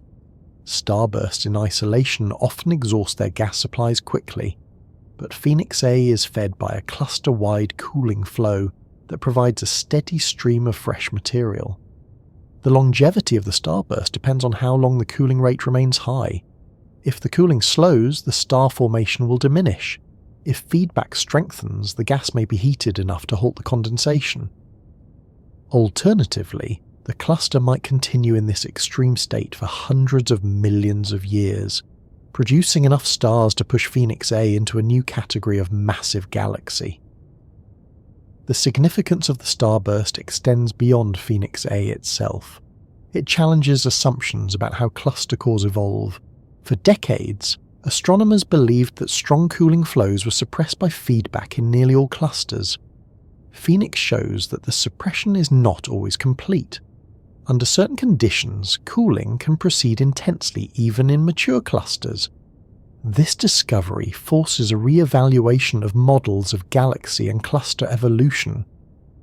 It suggests that extreme starbursts may occur more often than previously thought, but may be difficult to detect because they are short-lived or obscured by dust. The consequences of such powerful star formation also ripple outward into the cluster. As stars evolve, they produce winds, radiation, and eventually supernova explosions. These processes inject energy back into the surrounding gas, potentially influencing future cooling. Supernovae also enrich the gas with heavy elements, altering its cooling behavior. In Phoenix, the rapid formation and evolution of massive stars may contribute significantly to the enrichment of the intracluster medium. This chemical evolution shapes the cluster's future, influencing how gas cools and how stars form. The starburst also impacts the black hole at the center of Phoenix A. As massive stars evolve and die, they release material that the black hole can accrete. The additional supply of gas could eventually increase the black hole's activity. If this activity intensifies enough, it may finally produce feedback strong enough to halt the cooling flows. In this way, the starburst might carry the seeds of its own eventual suppression. The interplay between star formation and black hole activity is one of the key mysteries of Phoenix. It reveals how tightly linked these processes are within massive galaxies. At the same time, the black hole's current activity may influence where stars form. If the jets disturb certain regions of gas, they may either compress or disperse it. Compression can enhance star formation in some areas, while dispersion can suppress it in others. This spatial variation creates patterns of star formation that reflect the past behavior of the black hole. Observations of Phoenix. A hint at such patterns, with some filaments showing evidence of star formation triggered by compression from the jets. Despite the intense activity, the starburst in Phoenix A is not chaotic. It follows predictable physical laws shaped by gravity, cooling, and pressure. The extreme nature of the starburst simply pushes these laws into a regime rarely seen in the nearby universe. Studying the system provides a rare opportunity to observe how galaxies behave when supplied with overwhelming amounts of cold gas. It also helps refine theories about how cooling flows shape the structure and evolution of galaxy clusters. The immense pace of star formation and cooling inside the Phoenix cluster leads naturally to a point that scientists have examined with increasing attention, because nothing inside a galaxy cluster affects its long-term behavior more than the supermassive black hole at the center. Phoenix A's black hole is not simply sitting quietly among the stars. It is consuming gas, releasing energy, and shaping the entire environment around it.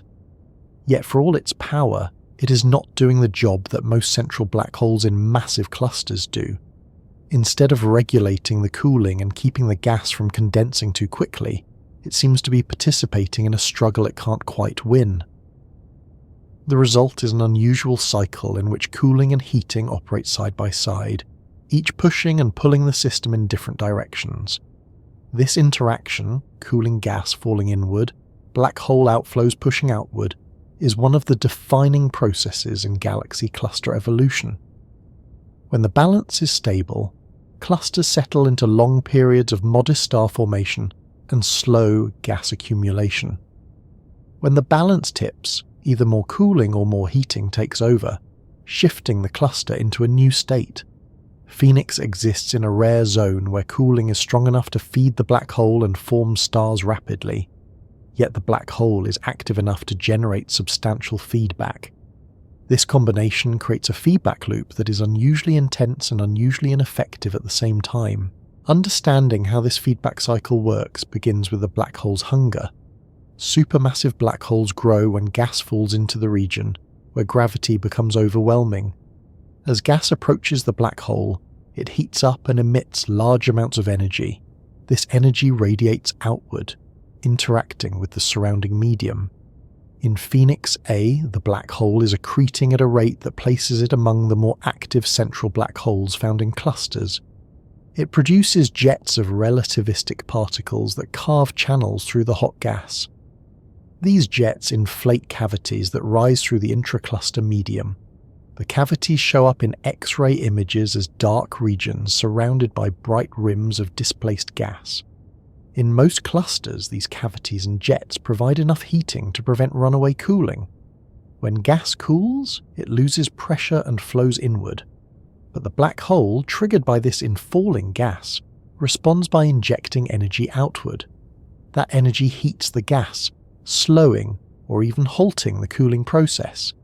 It's a cosmic feedback dance, one that usually settles into a stable rhythm. But in Phoenix, the rhythm is off. The black hole is responding, but the cooling is happening too quickly for the feedback to catch up.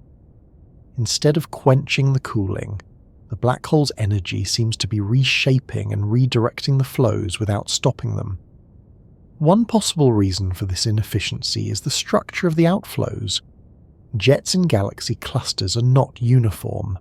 They can be narrow or wide, stable or unstable, aligned with the overall galaxy or tilted by local motions. If the jets in Phoenix are not interacting with the densest regions of cooling gas, they may fail to heat the material that most needs heating. The feedback becomes directional rather than evenly distributed. Cavities appear in some areas, but other areas continue cooling freely. Observation suggests that in Phoenix A, the jets may be carving paths that avoid or only partially affect the coldest inflowing gas. This allows cooling filaments to survive even while the surrounding hot gas is disturbed by outflows. Another factor shaping the feedback cycle is the sheer density of the gas. Cooling depends strongly on density. The denser the gas, the faster it radiates energy. In Phoenix, the gas density is high enough that cooling occurs far faster than typical feedback models predict. This means the black hole has to release far more energy to counteract the cooling, and even then the cooling may still win. The system may be in a state where the black hole is being overwhelmed by the excess of cold material.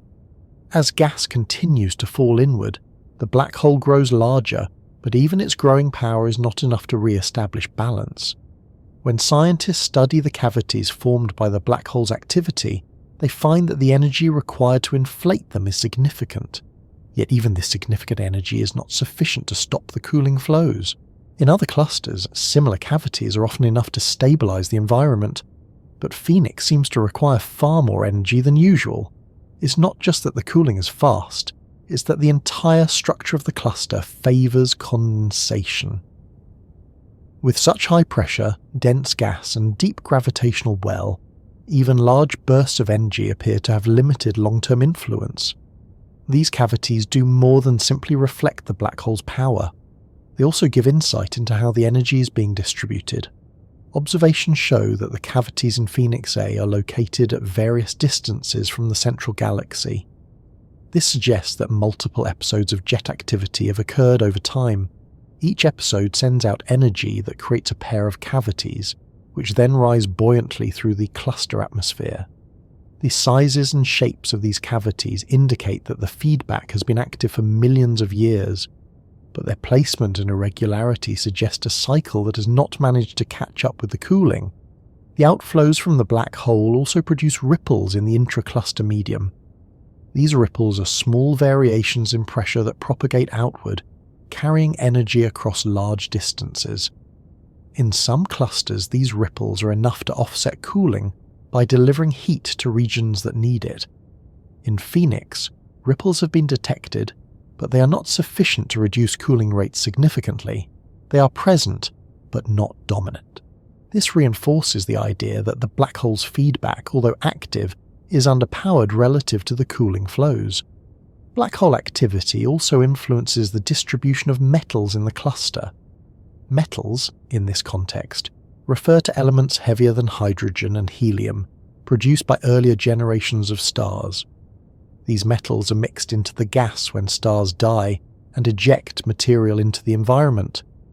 When the black hole releases energy, it stirs this enriched gas, redistributing it across the cluster. In Phoenix, metal distributions show signs of both enrichment and mixing, consistent with repeated episodes of feedback. Yet the mixing does not appear complete. The presence of cold, metal-rich filaments suggests that some regions remain isolated from the strongest feedback effects. This uneven distribution hints at a scenario in which the black hole is active but not dominant. It influences parts of the cluster's core but does not define the entire environment. The cooling flows are too extensive and too rapid for the feedback to counterbalance. The result is a cluster performing two large-scale processes at once, both at high intensity. On one side, cooling drives gas inward and forms stars. On the other, the black hole consumes gas and injects energy outward. Neither process overwhelms the other. They coexist, each shaping the other's path. This coexistence is rare. Most clusters settle into a state where one process clearly dominates. Either feedback halts the cooling, or cooling overwhelms the feedback briefly before feedback strengthens again. Phoenix occupies a transition zone between these states, where the balance is delicate and constantly shifting. That delicate balance makes the cluster particularly valuable for understanding how feedback behaves at extreme limits. Simulations of clusters trying to reproduce Phoenix-like conditions often fail because the feedback becomes too strong too quickly. As soon as the cooling intensifies, the black hole responds and shuts it down. To recreate Phoenix, simulations must assume parameters that allow cooling to surge ahead before feedback catches up. Even then, it is difficult to maintain such a state for long. This has led some researchers to propose that Phoenix may be in an unusually short-lived phase. If so, astronomers happen to be observing it at precisely the right time. But even if the state is temporary, it remains crucial for understanding the full range of possible cluster behavior.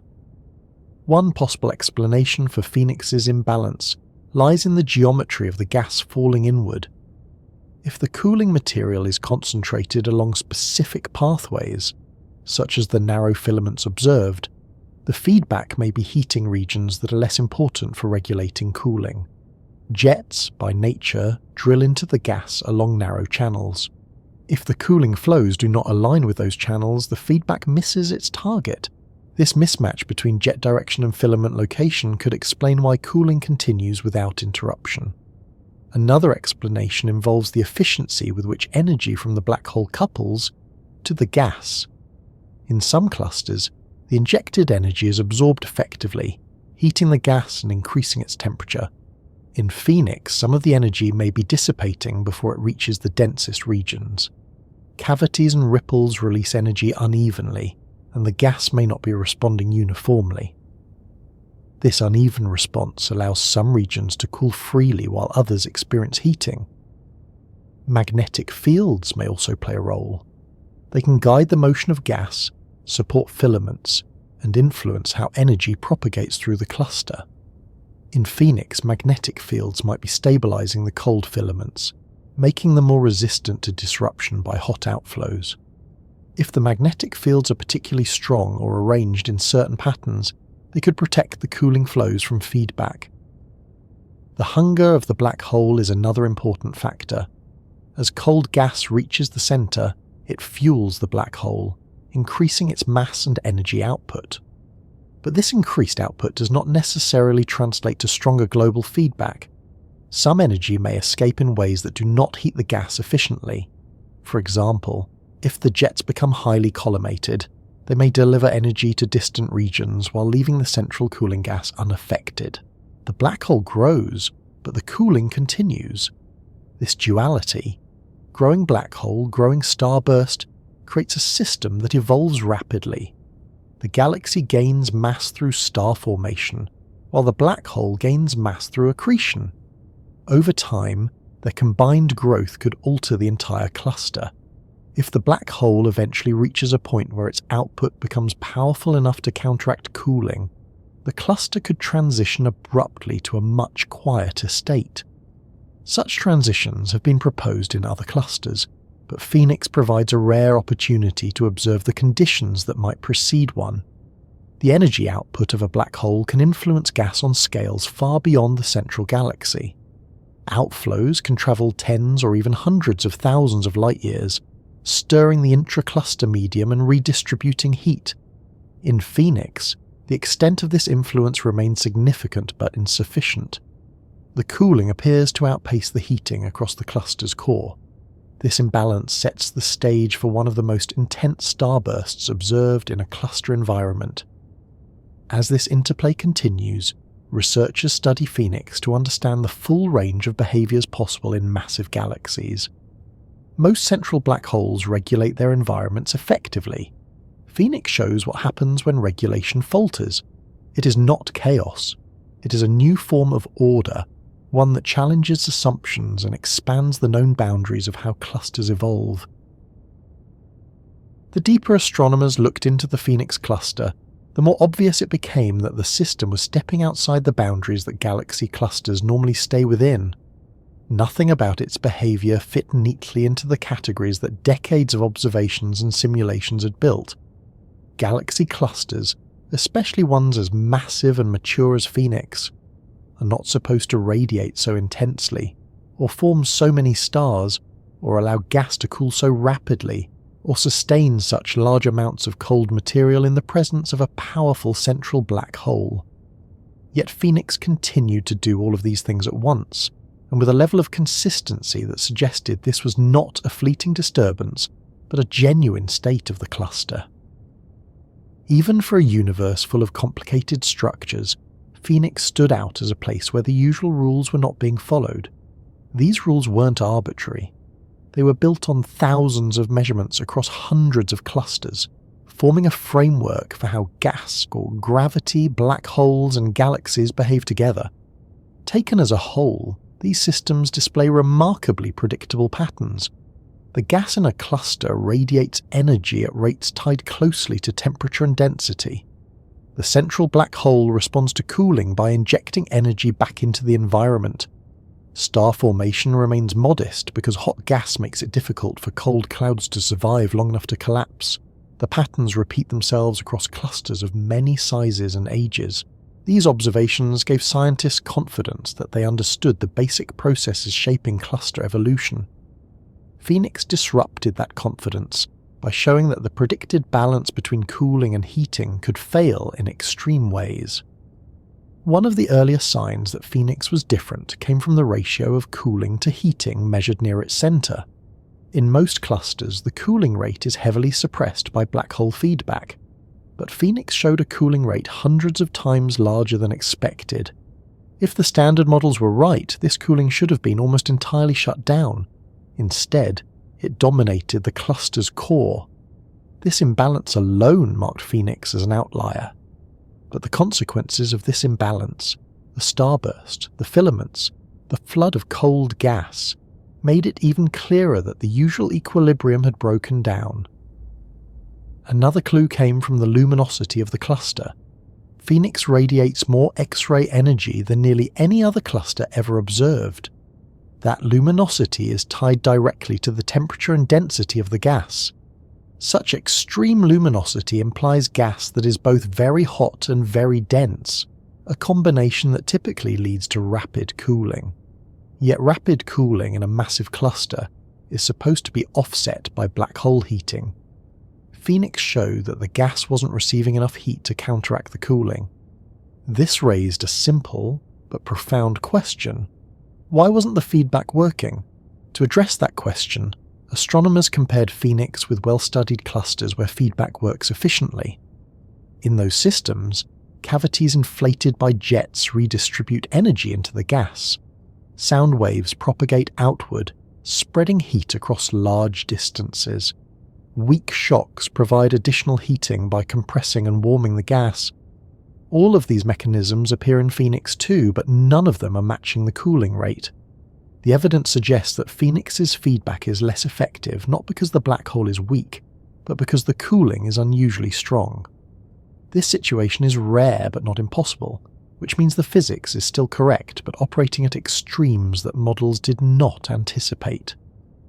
Another rule Phoenix seemed to break involved the expected relationship between a cluster's age and its level of activity. Mature clusters typically settle into calmer, more stable states. Their gas reservoirs become stable, their central galaxies grow slowly, and their black holes regulate cooling effectively. Phoenix challenges this assumption by behaving like a young, actively forming system, despite being observed at a time when most clusters its size are far more relaxed. This unexpected youthfulness in behavior suggests that even mature clusters can enter phases of extreme activity if certain conditions arise. The star formation rate inside Phoenix A is one of the clearest signatures of this unexpected phase. Clusters are not supposed to host galaxies that form stars at hundreds of solar masses per year. The hot environment usually suppresses such activity, yet Phoenix A is doing exactly that, producing stars at a rate comparable to what is seen in galaxies from the early universe. Observers who first examined the data were struck by how unusual this was. It contradicted long-standing predictions that central galaxies and clusters should be among the least active sites of star formation. Phoenix shows that under the right conditions, those predictions no longer hold. The presence of dusty, cold gas near the core adds another layer of contradiction. High temperatures should destroy dust grains quickly, yet dust persists in Phoenix. This persistence suggests that cold gas can survive in pockets shielded from the surrounding heat. These pockets become reservoirs where stars can form. This contradicts the common assumption that dust is absent or severely limited in cluster cores. Again, Phoenix does not break the physics behind dust survival, but it reveals that the cluster environment can support dust under conditions that were previously thought improbable. Another broken rule involves the relationship between black hole growth and star formation. In most massive galaxies, black hole growth and star formation regulate each other. If the black hole becomes too active, it suppresses star formation. If star formation accelerates, it often means the black hole is quiet. Phoenix violates this relationship by hosting a starburst and an active black hole at the same time. Both processes occur at rates that would normally interfere with each other, yet they simultaneously thrive. This indicates that the interplay between black holes and star formation can be more versatile than models assume. The existence of long, stable cooling filaments further challenges expectations. These structures require conditions that combine rapid cooling, gravitational guidance, pressure confinement, and magnetic support. In many clusters, turbulence prevents such structures from forming or surviving. In Phoenix, they flourish. Their lengths and stability show that cooling can proceed uninterrupted even in environments stirred by black hole activity. This contradicts the assumption that feedback always disrupts cold structures before they form or grow. Phoenix demonstrates that filaments can persist in environments far more active than previously recognized. A rule often cited in cluster physics is that cooling flows strong enough to form hundreds of solar masses of stars per year should not exist. Observational evidence from many clusters suggested that strong cooling flows were suppressed by feedback. Phoenix showed that this suppression is not universal. Cooling flows can reach extreme levels under the right conditions, challenging the belief that feedback always prevents such runaway processes. Even the symmetry of the cluster challenges expectations. Phoenix appears surprisingly relaxed for a system experiencing such internal turmoil. Many clusters with high levels of activity appear disturbed or asymmetric in their overall structure, often due to mergers or shocks. Phoenix does not show these signs. Its large-scale structure is smooth, indicating that the cluster has not recently undergone a major merger. This contradicts the expectation that extreme activity in clusters is often triggered by mergers. Phoenix suggests that internal processes alone can create such activity without external disturbances. Another assumption challenged by Phoenix involves the relationship between luminosity and mass. Clusters with extremely high luminosities usually have correspondingly extreme temperatures, but Phoenix has an unusually high luminosity for its temperature range. This discrepancy arises because luminosity depends on density as well as temperature. Phoenix has an exceptionally dense atmosphere, which increases luminosity beyond what temperature alone would predict. This reveals that some clusters may have been mischaracterized if their densities were underestimated or overlooked. The feedback energy required to regulate cooling in Phoenix is another point where expectations fall short. In many clusters, the required energy is modest enough that black hole activity can easily supply it. But in Phoenix, the required energy is so high that the black hole would need to be far more active than it currently is to halt the cooling. This suggests that Phoenix's black hole is either still ramping up, or that cooling surged rapidly before the black hole had time to respond. This timing mismatch is rarely seen in clusters, pushing the boundaries of models that assume steady-state behavior. One of the most intriguing contradictions is the coexistence of strong cooling and strong heating. Physically, these processes should compete, yet in Phoenix they operate simultaneously with minimal interference. The cooling is robust enough to form stars and filaments. The heating is robust enough to carve cavities and launch jets. But neither process overwhelms the other. This coexistence suggests that cluster cores may support multi-phase environments far more complex than previously assumed. It raises questions about how gas transitions from hot to cold stages and how those transitions vary depending on local conditions. Phoenix's unusual behavior has broad implications for astrophysics. If cooling flows can sometimes overpower feedback, then clusters may occasionally enter phases of extreme star formation even at late cosmic times. This challenges the belief that such phases occurred mainly in the early universe. It also suggests that the growth of massive galaxies may involve episodic bursts driven by rapid cooling, rather than slow, continuous build-up. If this is true, then models of galaxy evolution need to account for these bursts. Another implication involves black hole growth. If cooling can outpace feedback, black holes may grow rapidly during these phases. This would contribute significantly to their mass over time. In Phoenix, the black hole may be experiencing such a growth phase. If similar phases occurred in other clusters, they could help explain the existence of extremely massive black holes observed in the nearby universe.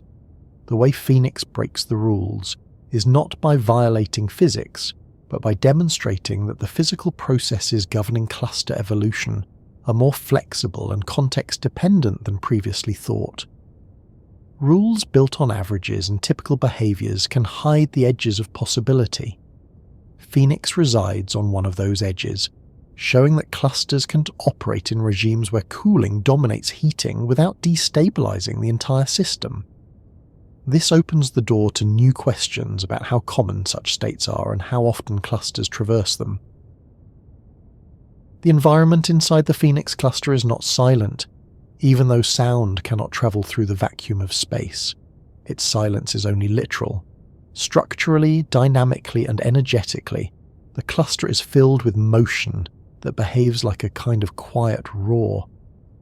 Waves spreading through the gas, jets carving through the atmosphere, pockets of displaced material drifting upward like balloons, and pressure changes sweeping slowly outward in a way that reveals how energy moves across vast distances.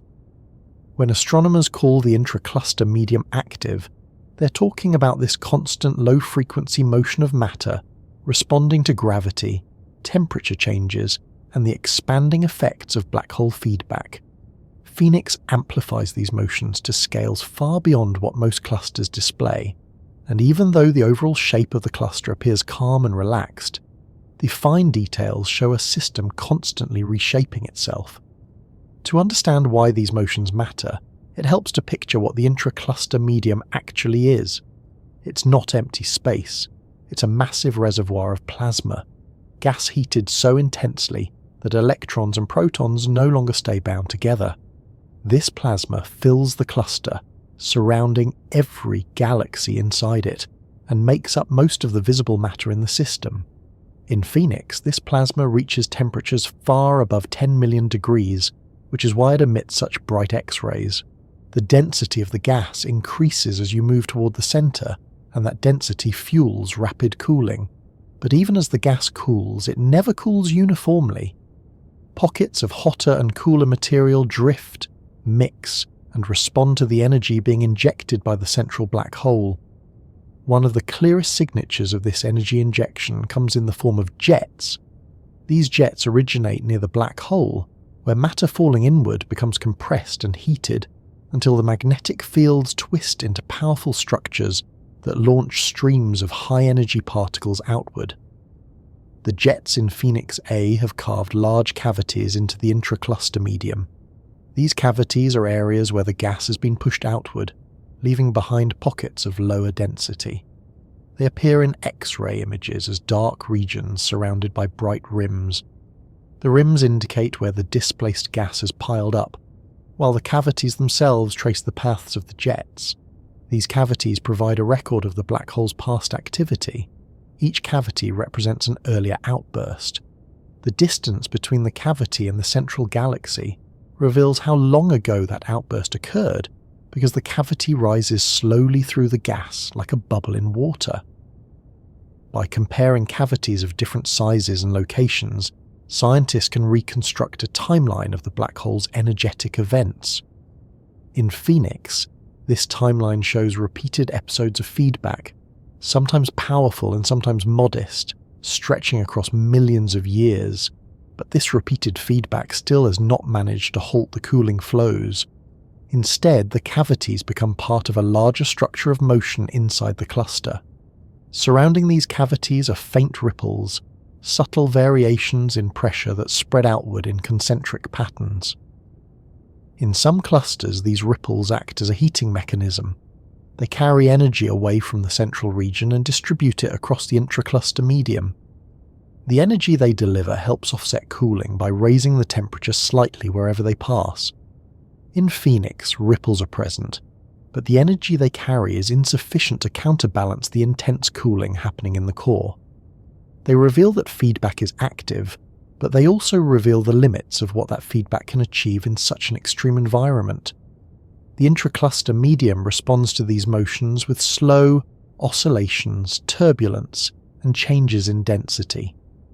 Turbulence in a galaxy cluster does not look like the turbulence in Earth's atmosphere, but the physical principles are similar. Differences in temperature and pressure create swirling motions that move energy from one region to another. These motions help mix metals throughout the cluster, transport heat, and stir the cooling gas.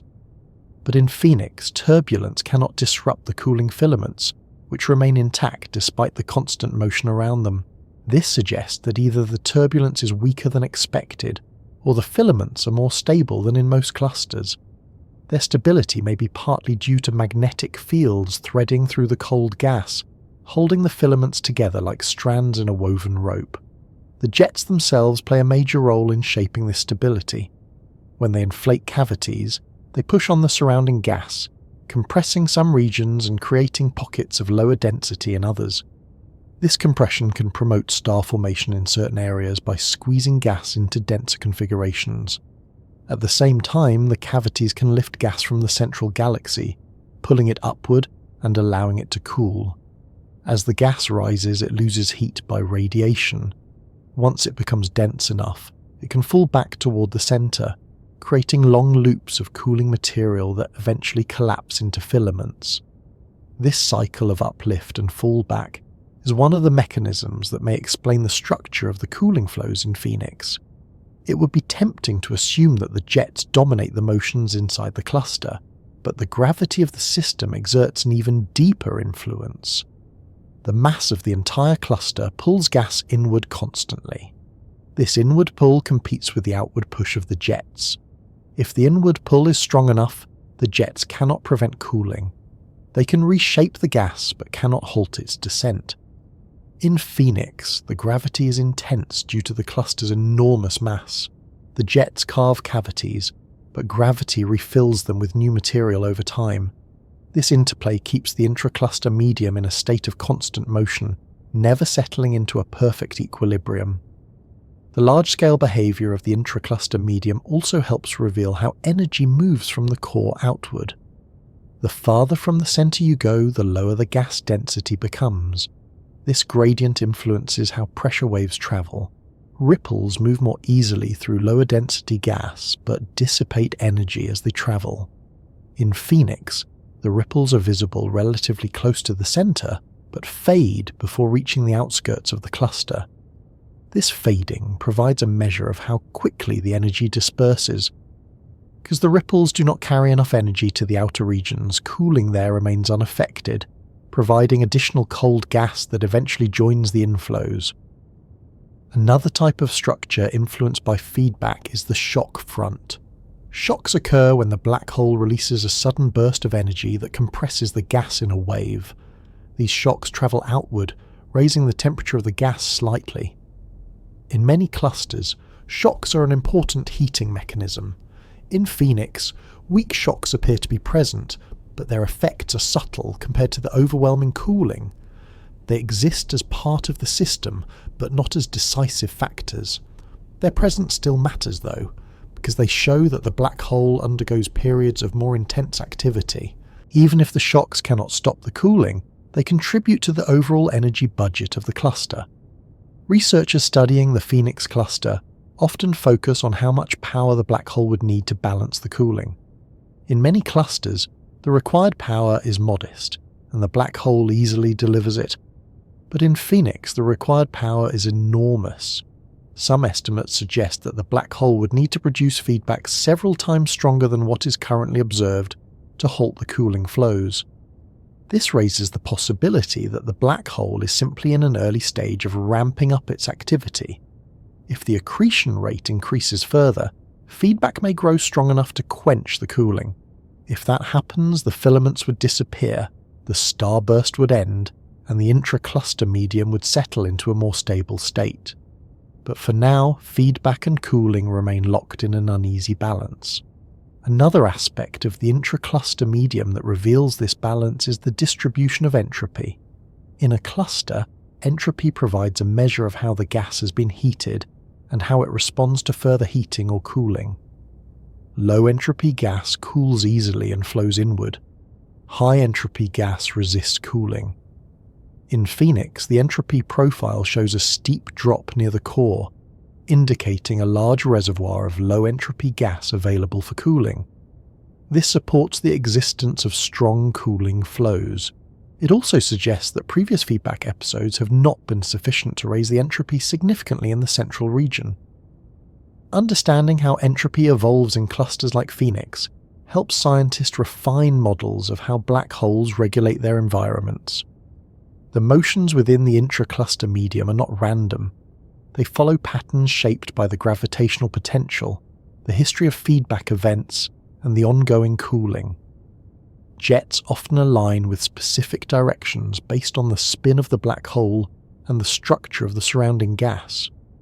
Ripples propagate outward in nearly spherical patterns, though their amplitude varies depending on local density variations. Filaments trace paths defined by gravitational troughs that guide the gas inward. Turbulence stirs the medium at various scales. These patterns create a dynamic, layered structure that reveals the underlying physics of the cluster. Many of the features observed in Phoenix appear in other clusters, but never at this intensity or in this combination. The coexistence of strong cooling, strong heating, and stable filaments is what makes Phoenix so remarkable. It challenges the assumption that clusters always move toward equilibrium. Phoenix exists in a state where multiple processes operate at high intensity, but do not cancel each other out. Instead, they form a system that evolves through cycles rather than steady patterns. Understanding these cycles requires time. The motions inside the cluster unfold over tens or hundreds of millions of years. The cavities rise slowly. The filaments collapse gradually. The ripples travel outward at speeds far below the speed of light, taking long stretches of time to move from the core to intermediate regions. A human lifetime captures none of this motion directly. but by studying snapshots from different clusters and comparing them, astronomers reconstruct the long-term patterns that shape these enormous systems. Phoenix provides a particularly vivid snapshot because its features are unusually well defined. Another important aspect of the intracluster medium involves the mixing of elements. As stars form and die, they release heavy elements into the gas. These elements affect cooling rates and reveal the history of star formation. In Phoenix, the distribution of heavy elements shows signs of enrichment but not complete mixing. This indicates that while feedback stirs the gas, it does not homogenize it completely. Regions of high metallicity coexist with lower metallicity regions. This patchiness reflects both the recent starburst and the complex motions that transport material through the cluster. Magnetized plasma behaves differently from unmagnetized plasma. In Phoenix, magnetic fields likely influence the stability of filaments, the shape of cavities, and the propagation of waves. These fields can align gas motions, support cold regions against disruption, and alter how jets channel energy. The strength and structure of magnetic fields inside the cluster remain areas of active research. Understanding them is crucial because they help explain why Phoenix can sustain structures that would collapse or dissipate in less magnetized environments. Energy transfer within the intracluster medium happens through both large-scale and small-scale processes. On large scales, jets and ripples move energy outward. On small scales, turbulence and collisions between particles distribute energy locally. In Phoenix, the balance between these processes leans heavily towards small-scale cooling, which outpaces large-scale heating. This imbalance fuels the cooling flows and sustains the starburst. If large-scale heating were more effective, the system would behave very differently. Phoenix's current state highlights how sensitive cluster behavior is to the balance between heating and cooling across different spatial scales. The story of the intracluster medium in Phoenix is therefore one of constant motion, shaped by competing processes that create a complex and evolving landscape. Jets carve paths, filaments fall inward, cavities rise, ripples spread outward, and turbulence stirs the gas. The environment resembles a layered system in which each motion influences the next. Even without sound, the activity inside Phoenix resembles a quiet roar, a deep, steady background motion shaped by gravity and energy. The Phoenix cluster did not announce itself loudly when it was first recorded. It slipped into the data like many distant objects do, faint but measurable, waiting for someone to notice that something about it didn't quite match the expectations. The earliest hints came not from an intentional search for an extraordinary cluster, but from routine observations meant to expand existing catalogues of cosmic structures.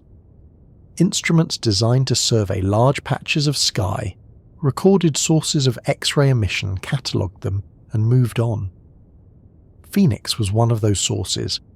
It appeared bright in X-rays, but clusters often appear bright, so there was nothing particularly unusual about that at first glance.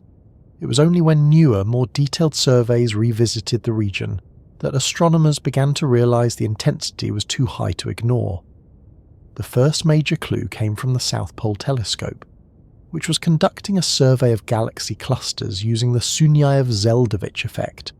This effect occurs when cosmic microwave background photons pass through a hot cluster and gain energy by scattering off the electrons in the intracluster medium. The stronger the distortion, the denser and hotter the gas. In the Phoenix cluster's direction, the distortion was stronger than expected. This wasn't a small difference or a marginal deviation. It was a signal that stood out even among the most massive clusters. The telescope was designed to detect such distortions precisely, and Phoenix produced one of the strongest signals recorded. Yet at the time, the true cause of that signal was not obvious. It could have been due to an unusually massive cluster, or a cluster undergoing an energetic event. It took additional data to understand what was truly happening. That data came from the Chandra X-ray Observatory and the XMM Newton satellite. both of which allowed astronomers to examine the Phoenix cluster in far greater detail. These observatories showed that the X-ray luminosity of Phoenix was extraordinary, far above what would typically be associated with a cluster of its mass and age. Clusters usually have predictable relationships between mass, temperature, and X-ray emission. Phoenix did not fit those relationships. The temperature of the gas was high, but not extreme enough to explain the luminosity alone. That meant the density of the gas had to be unusually large. A dense atmosphere cools rapidly, and in Phoenix the cooling was happening at a pace far beyond what models predicted. The combination of the Sunyaev-Zeldovich signal and the X-ray data caught the attention of researchers. Something was unusual about this system, and it demanded a closer look. Teams began coordinating observations across different wavelengths to build a more complete picture. Each wavelength reveals a different part of the cluster's behaviour. X-rays show the hot gas. Infrared reveals dust and star formation. Ultraviolet indicates young stars and cooling. Optical images show the distribution of galaxies. Radio observations reveal jets and cavities associated with black hole activity. By gathering these perspectives, astronomers could map out what made Phoenix so different. The optical observations revealed a very bright central galaxy, but nothing about its appearance alone hinted at the underlying activity. Central galaxies and clusters often appear large, smooth, and red, filled with older stars. Phoenix A looked similar at first, but deeper observations showed knots of blue light scattered throughout it. Blue light in a central cluster galaxy was surprising, because it usually means the presence of young, hot stars. Young stars do not form easily in the hot environment of a cluster core. The discovery of blue regions hinted at a significant rate of star formation, something that required further study. Infrared observations provided the next major clue. The dust in Phoenix A emitted strongly in the infrared, far more strongly than typical brightest cluster galaxies. Dust emission is a reliable indicator of star formation because dust absorbs the light from young stars and re-emits it at longer wavelengths. The infrared brightness of Phoenix A suggested an enormous population of newly formed stars. To confirm this, astronomers measured the infrared spectrum and compared it with models of starburst galaxies. The result was striking. Phoenix A was forming stars at a rate hundreds of times faster than the Milky Way. This level of activity had rarely been seen in a cluster environment, especially in one that appeared otherwise structurally relaxed. Ultraviolet observations added yet another layer of evidence. They revealed extended regions of emission tracing the cooling filaments that fed into Phoenix A. These filaments glowed with the light of recently formed stars and cooling gas transitioning through various stages. The ultraviolet data helped show how far the cooling flows extended and how effectively they were delivering material into the central galaxy. These structures were not subtle. They spanned tens of thousands of light years and showed a degree of coherence that researchers had not anticipated in such a hot, dynamic environment. Radio observations then revealed something equally important. The central black hole was active. Jets were present. Cavities had been carved into the intracluster medium. The black hole was clearly injecting energy into its environment. The size and position of the cavities gave further evidence that this activity had been ongoing for long periods of time, but the presence of strong feedback only made the situation more unexpected. If the black hole was active, why hadn't it stopped the cooling flows? This question led researchers back to the X-ray data, where they examined the cooling rates in detail. The cooling rate measured in Phoenix was immense. Instead of being suppressed by feedback, the gas was cooling rapidly and feeding both the starburst and the black hole. This realization marked a major turning point in understanding the cluster. It was not simply bright or unusual, it was defying the balance that normally governs cluster cores. It was cooling harder than it was being heated. The typical equilibrium had broken down. Once this became clear, researchers began comparing Phoenix with other clusters to determine how rare it truly was. They found no other nearby cluster with such extreme properties. Some clusters had modest cooling flows, others had star formation in their central galaxies, a few had active black holes with large cavities, but none displayed all of these features at once, and none matched Phoenix's intensity. This made the Phoenix cluster an anchor point for understanding what happens when feedback falters or when cooling surges ahead. Scientists then revisited earlier interpretations of similar clusters in case something had been overlooked. They examined archival data for cases where anomalies were present but not recognized. Phoenix remained unique. Even clusters discovered through similar observational techniques did not match its star formation rate or cooling strength. The discovery of Phoenix forced researchers to expand their understanding of how clusters evolve and how extreme their behaviors can become. A key piece of evidence that solidified Phoenix's reputation came from mapping the cavities created by the black hole. Chandra's high-resolution X-ray images showed well-defined cavities located at various distances from the center.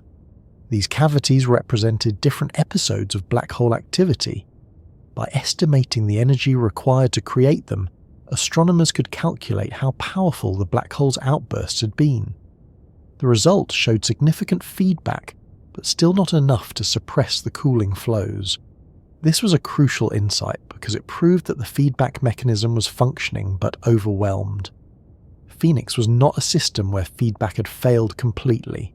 It was a system where cooling had surged past feedback's ability to keep up. Further studies measured the age of the stellar populations within Phoenix A. They found a mixture of very young stars and older populations, indicating that the starburst had been ongoing for tens of millions of years. This long duration showed that Phoenix was not experiencing a brief or transient burst. It was in a sustained phase of intense activity. This sharpened the question, how long could such a phase last? At the same time, gravitational lensing studies allowed scientists to estimate the total mass of the cluster more precisely. These studies revealed that Phoenix was among the most massive clusters known, with a gravity well deep enough to pull in gas at exceptional rates. This helped explain why cooling was so efficient. A deeper gravitational potential increases the pressure at the center, which enhances cooling. This connection between mass and cooling provided a clearer picture of why Phoenix was so extreme. As data accumulated, the scientific community became more deeply invested in unraveling the Phoenix cluster. Workshops included sessions dedicated to it. Papers explored its properties, proposed explanations, and debated whether it represented a unique object or a previously unrecognized stage in cluster evolution. Some researchers argued that Phoenix might be a rare, short-lived phase that clusters occasionally pass through when cooling surges ahead temporarily. Others suggested that the balance between feedback and cooling may naturally oscillate across long timescales, with Phoenix representing one extreme of that oscillation. One of the most important realizations from these debates was that Phoenix was not breaking physics. It was revealing physics at the edge of stability, showing what happens when certain parameters align. The cooling was not impossible. It was simply faster than what had been observed elsewhere. The feedback was not absent. It was simply insufficient to reach equilibrium. Phoenix existed in a narrow region of parameter space, where both processes operated at high intensity without cancelling each other. This understanding helped scientists refine their models and adjust their predictions for how clusters behave. As the cluster's properties became clearer, researchers began planning targeted observations to fill in the remaining gaps. They sought to measure the motion of the cooling filaments, the velocity structure of the gas, the details of the star-forming regions, and the strength of the magnetic fields holding the filaments together. Each measurement contributed to a more complete understanding of the system. And with each new insight, the image of the Phoenix cluster grew more coherent. It was not simply a bright object or a powerful starburst. It was a complex interplay of cooling, heating, motion, structure, and energy, reflecting a system pushed to the limits of its physical processes. By the time the Phoenix cluster was fully recognized as unique, It had transformed the way astronomers thought about galaxy clusters. It showed that clusters could undergo dramatic phases of activity late in their evolution.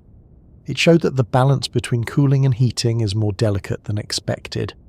It showed that starbursts can occur even in environments dominated by hot plasma. It showed that black holes can be both powerful and insufficient at the same time.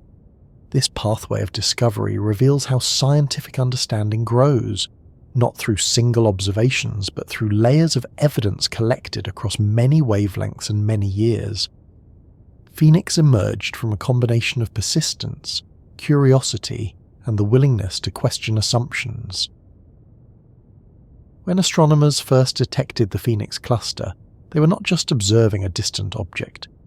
They were seeing light that had taken an extraordinary journey to arrive here, crossing billions of years of cosmic expansion, untouched and unaltered except by the universe itself. Every photon recorded from Phoenix began its journey long before Earth existed, long before the Sun formed, long before the Milky Way settled into its present shape. That light left the cluster when the universe was younger, denser, and still building the giant structures that would eventually dominate the cosmic landscape. It travelled outward through expanding space, moving steadily toward a point in the universe where intelligent beings would someday build instruments capable of capturing it. The Phoenix cluster's ancient light is not just illumination, it is a message encoded in time. The distance to Phoenix is around 5.7 billion light-years.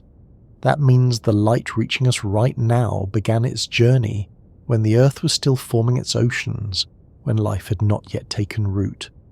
The continents we know today were not just unrecognizable, they did not exist. The skies above this planet were filled with volcanic gas, not the blue atmosphere we take for granted. Yet even while Earth was undergoing its earliest transitions, the Phoenix cluster was already massive, already dominated by thousands of galaxies, and already radiating enough energy to stand out across the universe. It had assembled the bulk of its mass and settled into a form not so different from what we see in our observations today. When astronomers collect photons from Phoenix, they are reconstructing events that occurred when the universe was only about 2/3 of its current age. The cosmic web was already well established, and galaxy clusters had grown through mergers and gravitational collapse. But Phoenix stood out even then, displaying a level of cooling, star formation, and black hole activity that pushed the boundaries of what clusters at that epoch were expected to do. And every detail we can measure, its luminosity, its temperature, its structure, comes from the light that began moving toward us in those ancient times. The idea that we are looking into the past is more than a poetic metaphor.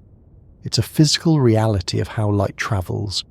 Nothing in the universe moves faster than light, so when we look far away, we are inevitably looking backward in time. Measuring the Phoenix cluster means reaching into a time capsule preserved by the universe itself. The cluster might look different today, perhaps quieter, perhaps more balanced, perhaps altered by new feedback from its central black hole, but we cannot know for sure.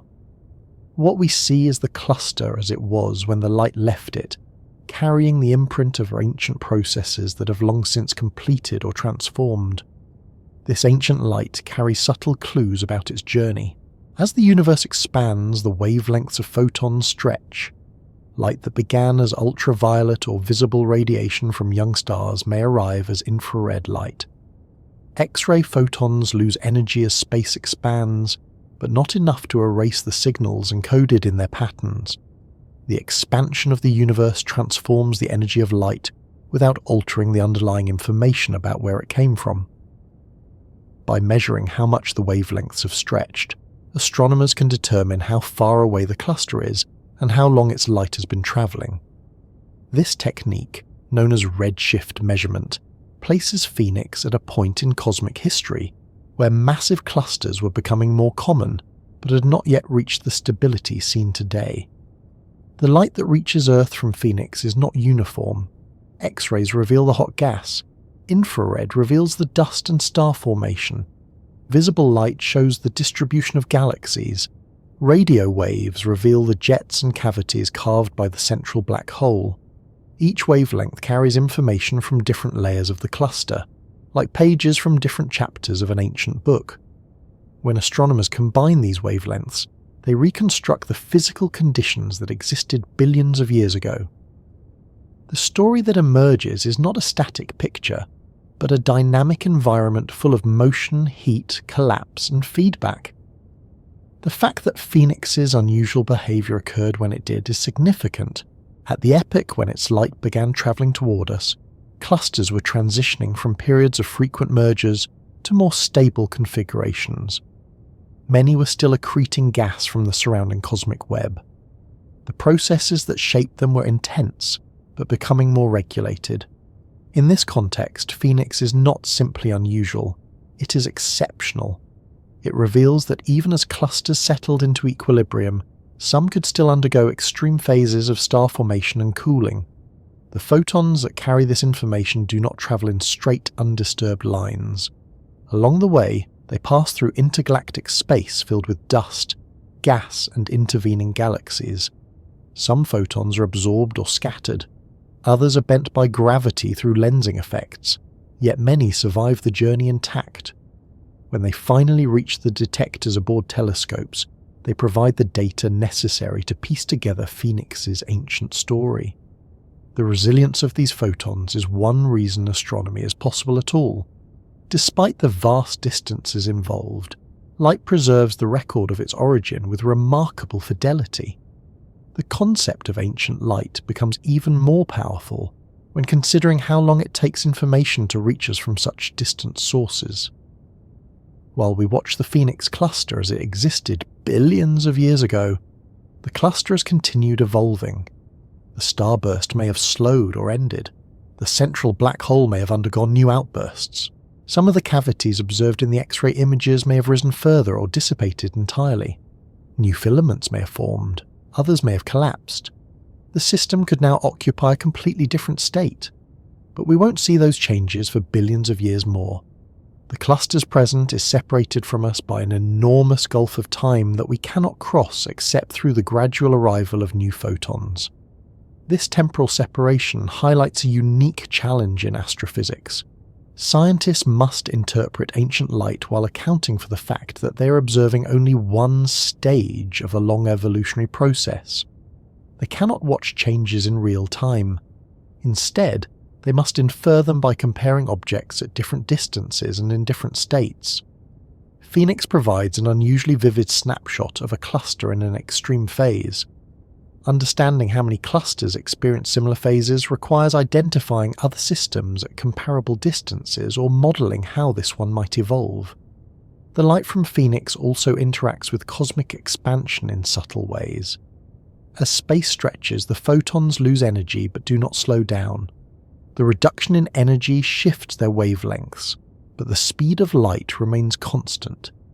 This behaviour is essential for cosmological measurements. By examining how light from Phoenix is redshifted, astronomers determine not just its distance, but also aspects of the expansion history of the universe. Objects like Phoenix serve as markers that help refine the cosmic distance ladder and improve models of cosmic evolution. Even the distribution of galaxies in the cluster becomes clearer through the light that arrives from Phoenix. Galaxies within the cluster have slightly different velocities depending on their orbits around the centre.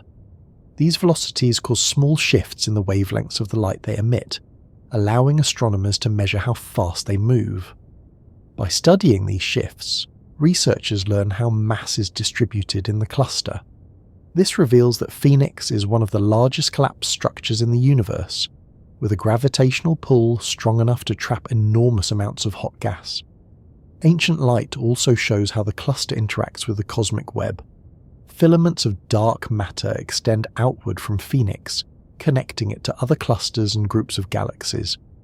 These dark matter filaments attract gas, which channels into the cluster and feeds its central regions. Light passing through these structures is slightly bent by gravity, creating weak lensing effects that help map the shape of the cosmic web. The Phoenix cluster, with its exceptional mass and brightness, serves as a lensing object itself, distorting the light of galaxies behind it and providing clues about the dark matter hidden within. When astronomers look at Phoenix, they are not just seeing a distant object. They are seeing a structure that grew within the larger tapestry of the universe. The light reaching Earth includes contributions from the earlier stages of the cluster's formation, though those signals have been stretched and reshaped by cosmic expansion. By studying the cluster across multiple wavelengths, researchers reconstruct how it grew, how it cooled, how it formed stars, and how its black hole influenced its evolution. All of this emerges from photons that began their journey before humanity existed. The idea that we are observing something long gone has a profound implication. The cluster might already be in a completely different state today. Perhaps the cooling flows have diminished. Perhaps a powerful outburst from the black hole has carved new cavities or halted star formation entirely. The ancient light we see is not a real-time view. It is a preserved moment from a distant epoch. And in that preserved moment, Phoenix was experiencing one of the most extreme cooling and star-forming episodes known in any galaxy cluster. The knowledge that the light we see is ancient can make the system feel remote, but it also brings a sense of connection. The photons that reveal Phoenix's behavior spent billions of years traveling through space.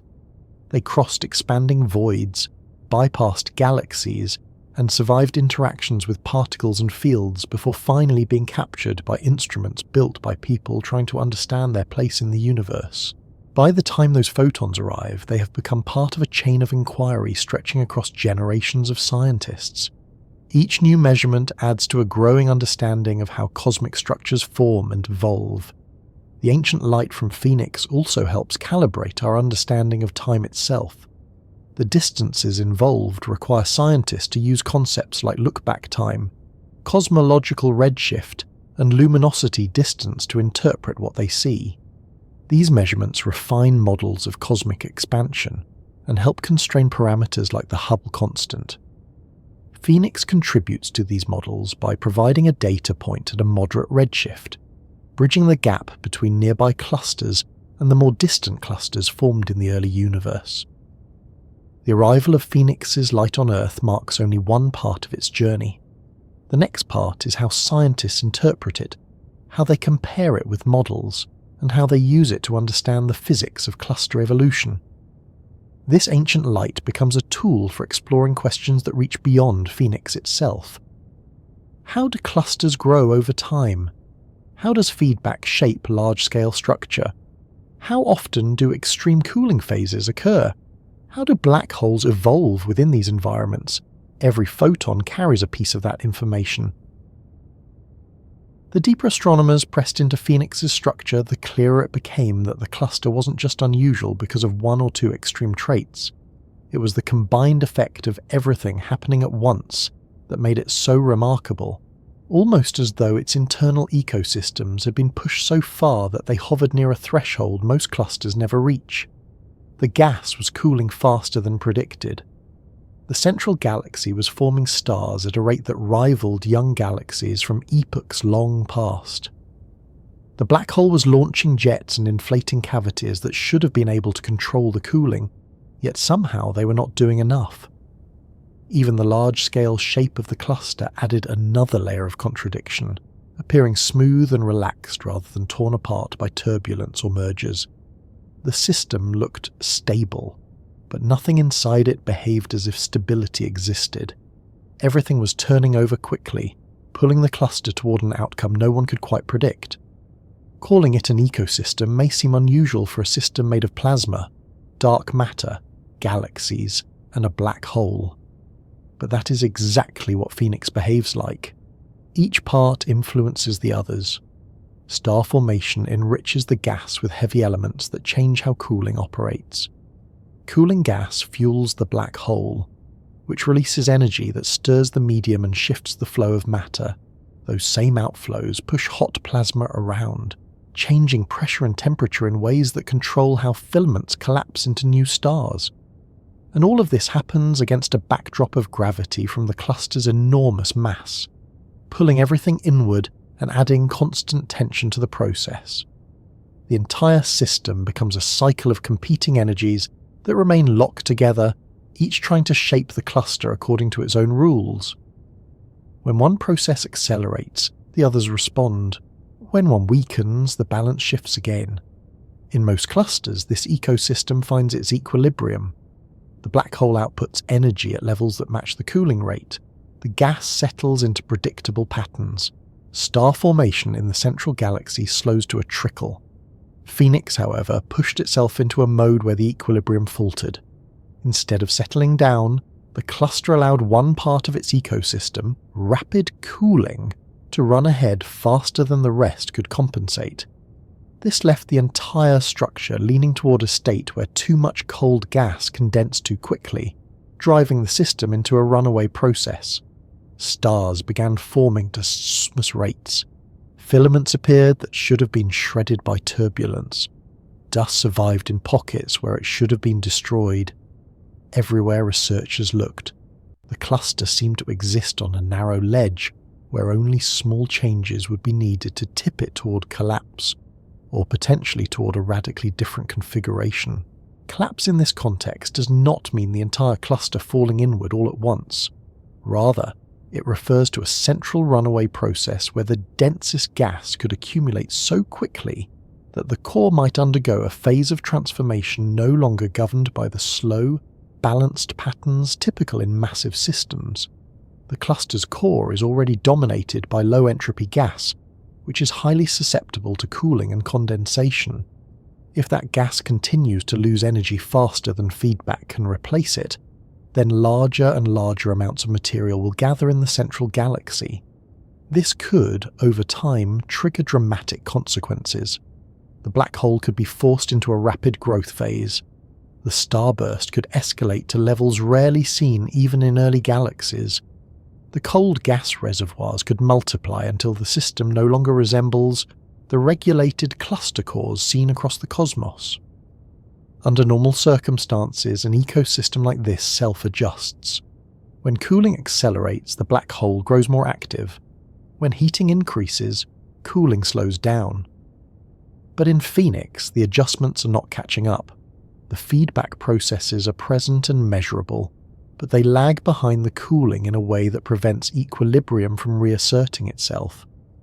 This lag has created a cluster core where each major component is pushed close to its limit. The gas density is among the highest measured, the pressure is immense. The starburst is so strong that it strains the ability of dust and molecular clouds to survive in such harsh surroundings. Even the filaments are under tension, held together by magnetic fields that seem to be working overtime to keep them intact. Clusters typically evolve toward long-term stability because their black holes are effective regulators. But Phoenix's central black hole, while powerful, is dealing with conditions that surpass what clusters usually present. It is accreting material at a high rate, feeding on the very cold gas that also fuels star formation. The energy released from this accretion is substantial. Jets carve large cavities, and outflows create pressure waves that move outward through the cluster. Yet even these large-scale processes don't deliver enough heating to slow the cooling in the dense central regions. Instead, the jets punch through the hot medium and emerge into regions where the density is low enough for them to travel long distances without depositing their energy locally.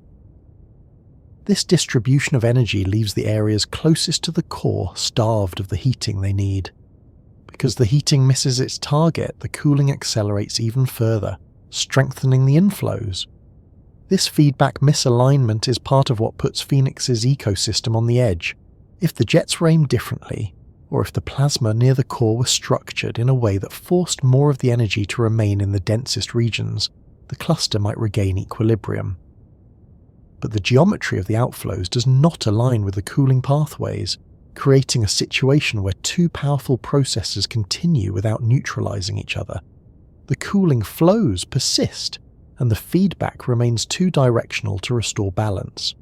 The inflow of gas affects not only the black hole, but also the gravitational structure surrounding the central galaxy. Phoenix A is accumulating mass faster than any other central galaxy in a nearby cluster.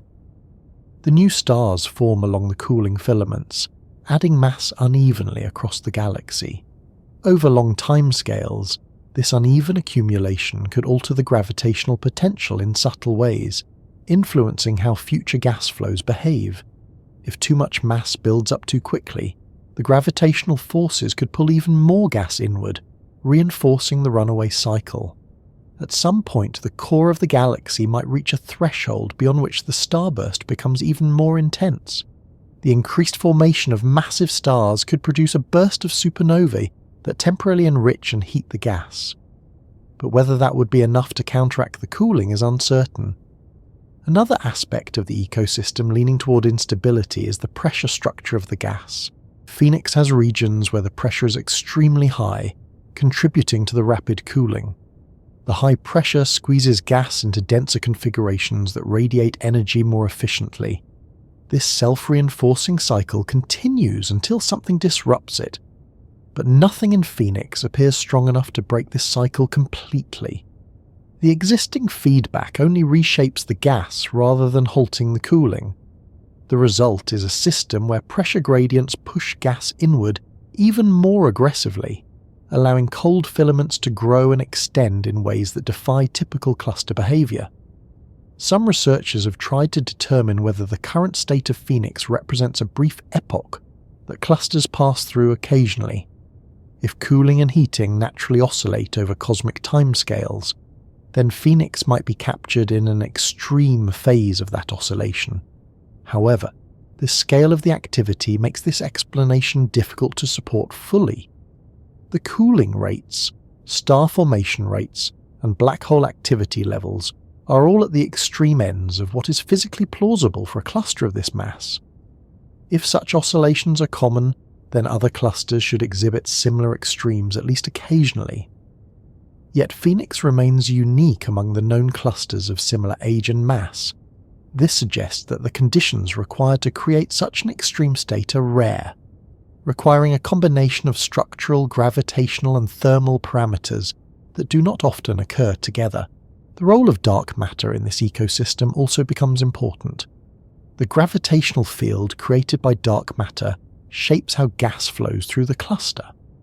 In Phoenix, the dark matter distribution appears unusually smooth and centrally concentrated, deepening the gravitational well and encouraging more rapid inflow of gas. This structure is not unheard of, but combined with the cluster's high density and enormous pressure, it creates a scenario in which cooling is almost inevitable.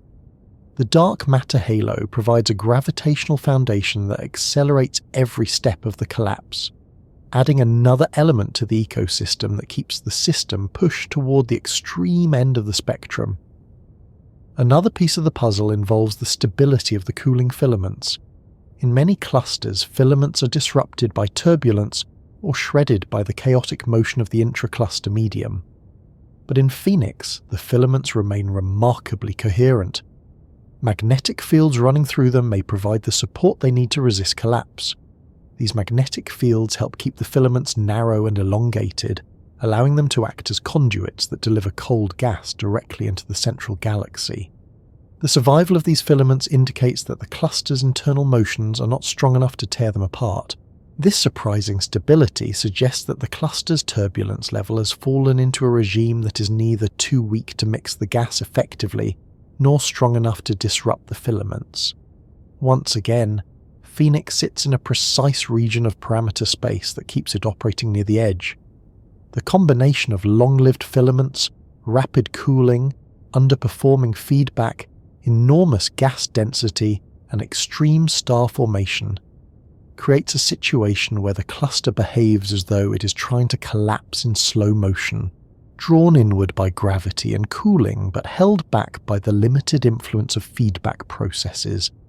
The tension between collapse and resistance is what gives Phoenix its dramatic qualities. Every component is strained.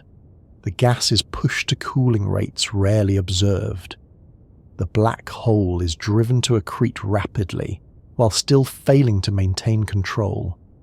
The stars form at rates that test the limits of what the central galaxy can handle. The ecosystem is not collapsing outright, but it is leaning heavily toward outcomes that could steer it into a different evolutionary path. This edge-of-collapse behavior provides scientists with a unique chance to study the boundaries of cluster evolution. Phoenix shows how delicate the balance between heating and cooling can be. It demonstrates how easily a cluster can slip into a regime where the assumptions of typical models no longer hold. It reveals how far systems can be pushed before feedback becomes insufficient to regulate them.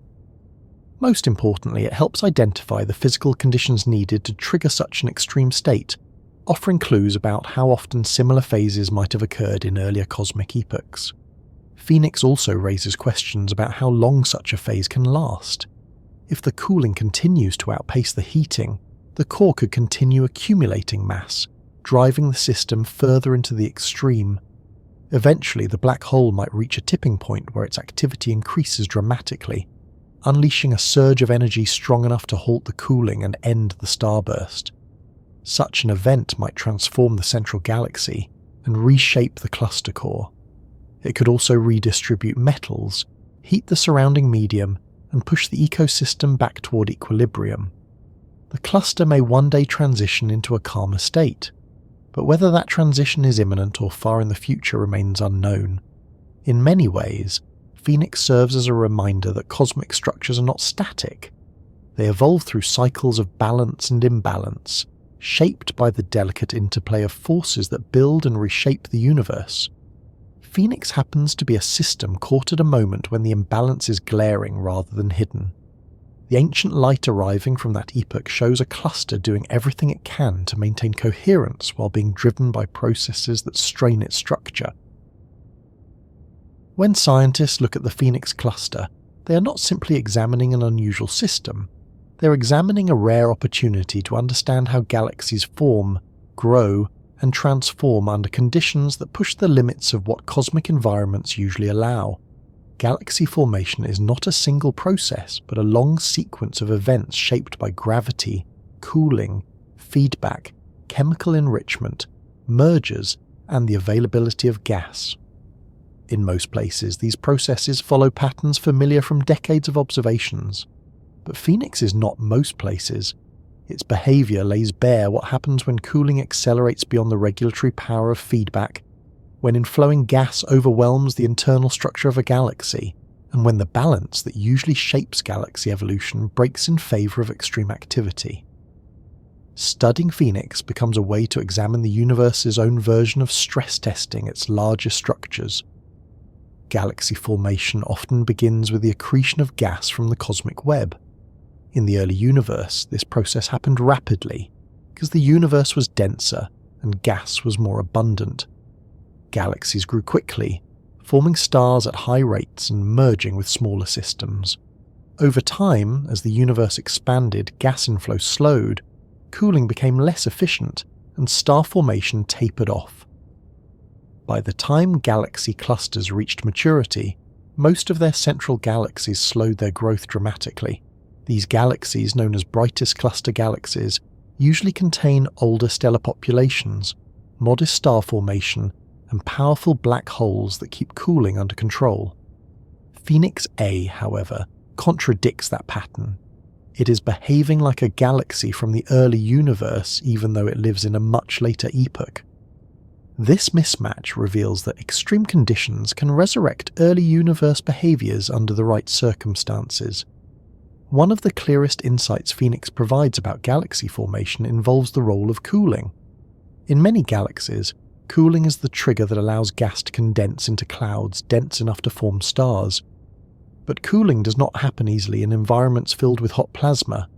In clusters, the intra-cluster medium acts as a barrier to cooling by maintaining temperatures so high that gas cannot collapse. Black hole feedback adds another layer of resistance by heating the gas further. Phoenix reveals what happens when both those barriers weaken simultaneously. The density of the gas becomes so high that cooling wins even against extreme temperatures. The feedback remains active but does not prevent condensation. Under these conditions, the galaxy at the center becomes a star-forming powerhouse. demonstrating how profoundly the cooling rate influences the growth of galaxies. Another insight comes from the structure of the cooling filaments.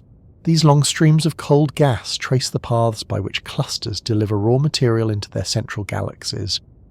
In Phoenix, the filaments are not short or irregular. They extend over tens of thousands of light years, and they appear stable enough to transport gas efficiently. This reveals that galaxy formation can be fueled by large-scale inflows that persist even in turbulent environments. In many models of galaxy formation, these inflows were assumed to dominate only in the early universe, when cold gas streams fed young galaxies through narrow channels. Phoenix shows that similar processes can occur in massive clusters much later, provided the pressure, density, and gravitational structure allow them. This helps bridge the behavior of early galaxies with that of mature galaxies, suggesting that galaxy formation is more flexible than previously thought. Phoenix also reveals how important black hole alignment and jet orientation are for galaxy evolution. In many galaxies, black hole feedback heats the gas around the core efficiently, preventing cooling and suppressing star formation. But the jets must interact with the densest parts of the gas to have maximum effect. If the jets drill through less dense regions or propagate in directions where cooling is weak, they deposit their energy far from where it is needed most. Phoenix demonstrates this misalignment. The central black hole is active, producing jets that inflate cavities, yet those jets do not heat the cooling filaments effectively. As a result, galaxy formation proceeds rapidly, even in the shadow of strong feedback. This helps refine models of galaxy formation by highlighting that it is not only the strength of feedback that matters, but also its geometry and coupling efficiency. Star formation in Phoenix A also highlights an important aspect of galaxy growth: the connection between gas supply and starburst intensity. Galaxies form stars when gas cools into dense molecular clouds. The rate at which new stars form depends on how much cold gas is available and how quickly that gas continues to flow inward. In Phoenix A, the supply is enormous. The cluster's strong cooling flow delivers cold gas faster than the galaxy can consume it. This leads to star formation rates hundreds of times higher than typical central galaxies. The fact that such a starburst can occur in a mature cluster challenges long-standing assumptions that central galaxies stop growing significantly beyond early cosmic times. It suggests that under rare conditions, galaxy formation can reactivate intensely, producing new generations of stars in environments previously thought too hostile. Phoenix also demonstrates the importance of chemical enrichment in galaxy evolution. As stars form and die, they produce heavy elements that mix into the gas. These elements, such as oxygen, nitrogen, and iron, influence how gas cools. Heavier elements radiate energy more efficiently, accelerating cooling. In Phoenix, the rapid formation of massive stars means the central gas becomes enriched quickly. This enrichment feeds back into the cooling process, making it even more efficient. The cycle accelerates. Cooling fuels star formation, which produces metals, which enhance cooling further. This positive feedback loop helps explain how the cooling rates in Phoenix became so extreme. It also highlights a subtle but important factor in galaxy formation models. The chemical composition of gas can shift a system into a new state, even if the large-scale structure remains unchanged. Another area where Phoenix illuminates galaxy formation involves the interplay between gas phases. In typical galaxies, gas transitions from hot to warm to cold as it cools. These transitions must happen in specific environments for star formation to occur. In Phoenix, the transitions occur in an environment dominated by hot plasma and strong pressure. Yet the cooling gas still manages to condense into molecular clouds. This reveals that star-forming gas can exist even under extreme external pressures, provided it is shielded within dense filaments or pockets.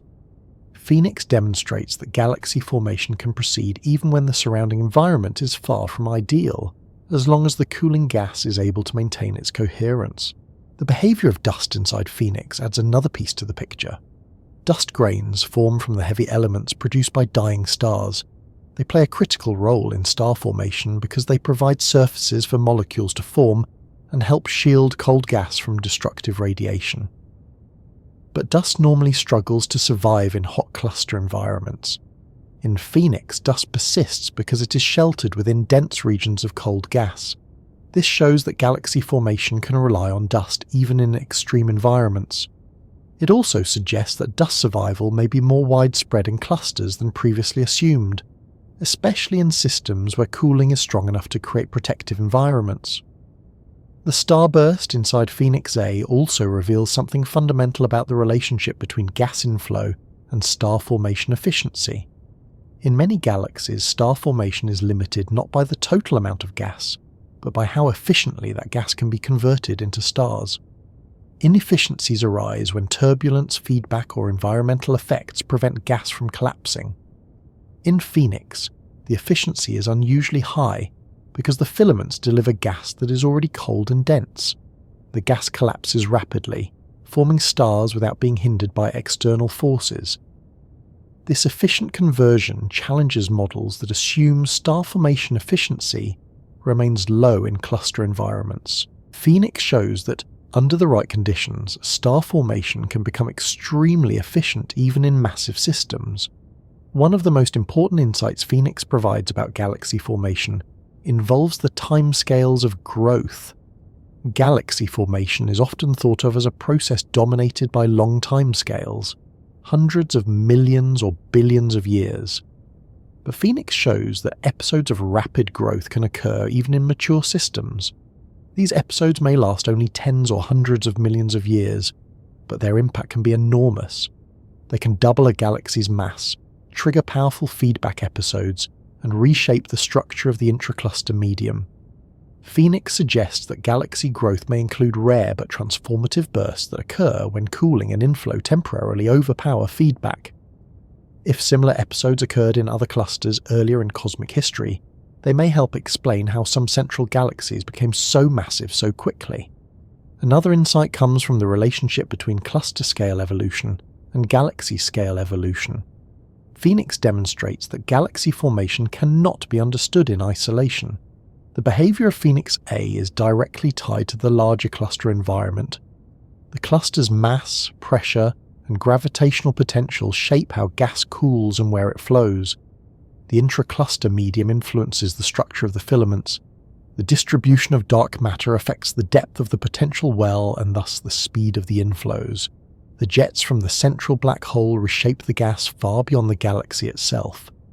Phoenix reveals that galaxy formation is deeply embedded in the ecosystem of the cluster, and changes in one part of the system ripple outward into others. The cluster also shows that galaxy formation is influenced by processes that do not leave immediate or visible signatures. Weak shock fronts, subtle changes in thermal conductivity, variations in magnetic field strength. These influence how gas cools, how filaments form, and how star formation proceeds. In Phoenix, these subtle processes matter because they operate near thresholds. Small changes in pressure or structure can influence the survival of filaments or the effectiveness of feedback. This sensitivity reveals that galaxy formation models must account not only for large-scale processes, but also for small-scale physics that can determine how close a system comes to equilibrium, or how far it drifts into runaway behavior. Another lesson from Phoenix concerns the diversity of galaxy formation pathways. Most central galaxies and clusters follow a predictable trajectory, slowly growing through minor mergers and occasional gas inflows. Phoenix A follows a very different trajectory, driven by rapid cooling and extreme star formation. This suggests that central galaxies may evolve along multiple pathways depending on their environment and internal conditions. Some may experience long periods of stability, others may undergo brief but intense transformations. Phoenix highlights the need for models that can accommodate both steady growth and episodic bursts. The implications reach even further. Phoenix suggests that early universe conditions may occasionally reappear in later epochs, if the right combination of pressures, densities, and gravitational structures emerges.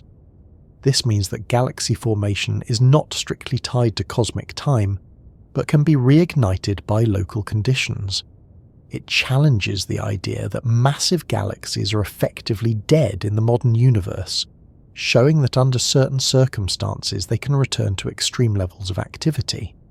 It invites the possibility that other clusters may harbour similar behaviour that has gone unnoticed, or that future instruments may reveal new examples. Phoenix also deepens our understanding of how black holes grow within massive galaxies. The rapid cooling delivers a steady supply of gas into the accretion zone. This allows the black hole to grow even while the galaxy is forming stars. The coexistence of rapid black hole growth and rapid star formation challenges the notion that these processes are mutually exclusive. Phoenix reveals that black holes and their host galaxies can grow together under the right conditions, even in environments dominated by hot plasma. All of these insights converge into a richer picture of galaxy formation, one in which cooling, feedback, and environmental context shape how galaxies evolve over billions of years. Phoenix serves as a kind of magnifying glass for these processes, amplifying them to levels that make their interactions easier to study.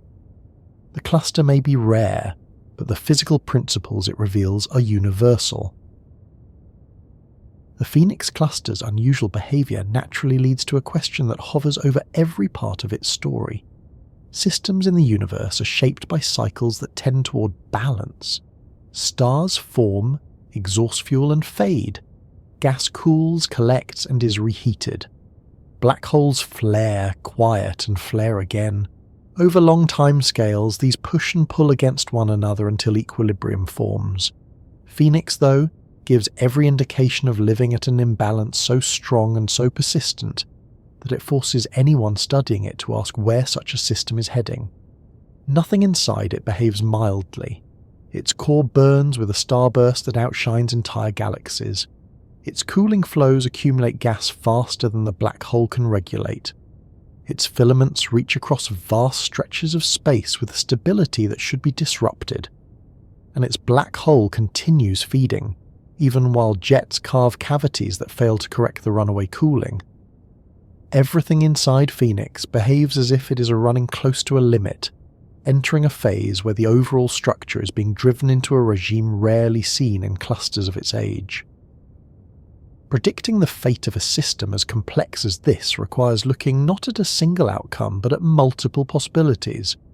In many galaxy clusters, the fate is simple enough.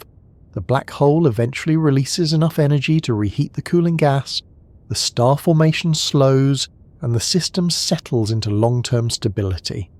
Phoenix has the tools to follow that path. It has an active black hole, it has feedback structures carved into its intra-cluster medium, and it has enough mass to sustain those processes.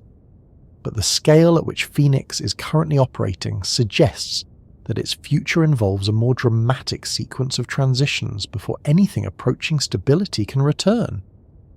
One possibility, and perhaps the most straightforward, involves the black hole eventually catching up to the inflowing gas. As cold material continues falling inward, the black hole gains mass. With added mass comes increased gravitational pull and potentially stronger outbursts. These outbursts could grow into a phase where the energy released overwhelms the cooling flow. This would dramatically change the cluster's trajectory. The jets might inflate new cavities far larger than those seen now. Shock fronts could propagate outward with enough power to heat the gas across the core, ending the starburst. The filaments could collapse or evaporate. Dust would be destroyed by the sudden increase in temperature. The intracluster medium would brighten briefly under the impact of the energy, before settling into a quieter state. If that scenario were to unfold, Phoenix would transition from a system dominated by cooling to one dominated by heating. The starburst would fade, the inflows would weaken, the cluster would begin to resemble the more familiar cool core clusters observed elsewhere. But such a transition would not be a gentle shift. It would reshape the gas distribution, alter the chemistry of the intracluster medium, and potentially transform the structure of the central galaxy. Phoenix A would stop building stars at such a rapid pace and begin aging more like other massive galaxies. the black hole might enter a dormant phase afterward, having spent its accumulated fuel in one dramatic event. The balance would return, but only after an upheaval. Another possibility is that the cooling flow continues to dominate, overwhelming the black hole for a far longer period than models predict. If cooling remains strong, Phoenix A could continue forming stars at an enormous rate. Eventually, the galaxy might grow to a size rarely seen in the modern universe. The continued buildup of mass could lead to new gravitational effects, deepening the central potential well and pulling even more gas inward. The star formation could proceed until the reservoir of low-entropy gas is exhausted, or until the buildup of supernovae from massive stars injects enough energy to disrupt the flow. The cluster might shift into a state where the black hole still cannot control the cooling, but the starburst itself becomes a limiting factor. Massive stars do not live long. They end their lives in explosive events that release heavy elements and enormous amounts of energy. A starburst of Phoenix's scale could produce thousands of such explosions over relatively short cosmic timescales. These supernovae could enrich the gas even further, making cooling even more efficient. At the same time, they could inject turbulence into the medium or carve pockets of heated plasma, stirring the gas in ways that influence how filaments form. Whether this would slow the cooling flow or simply reshape it is uncertain, but the buildup of energy from stellar explosions might act as a secondary feedback process that could shift the dynamics of the cluster. A more extreme possibility involves the black hole entering a rapid growth phase triggered by a sudden increase in cold inflow. If the filaments collapse or funnel gas into the core faster than they do now, the black hole could reach an accretion rate that pushes it into a luminous quasar-like phase. In this scenario, the energy released would be far greater than any feedback episode observed so far in Phoenix. Quasars can release energy capable of reshaping entire galaxies, blowing out gas, halting star formation, and altering the motion of surrounding galaxies. If Phoenix's black hole entered such a phase, the cluster could undergo a violent transformation. The jets might extend to far greater distances than current observations reveal. The cavities might expand rapidly, displacing enormous volumes of gas. Radiation from the accretion disk could heat the gas to temperatures that eliminate the cooling flows entirely. This outcome would reset the cluster, pushing it out of its extreme state. The starburst would end almost immediately.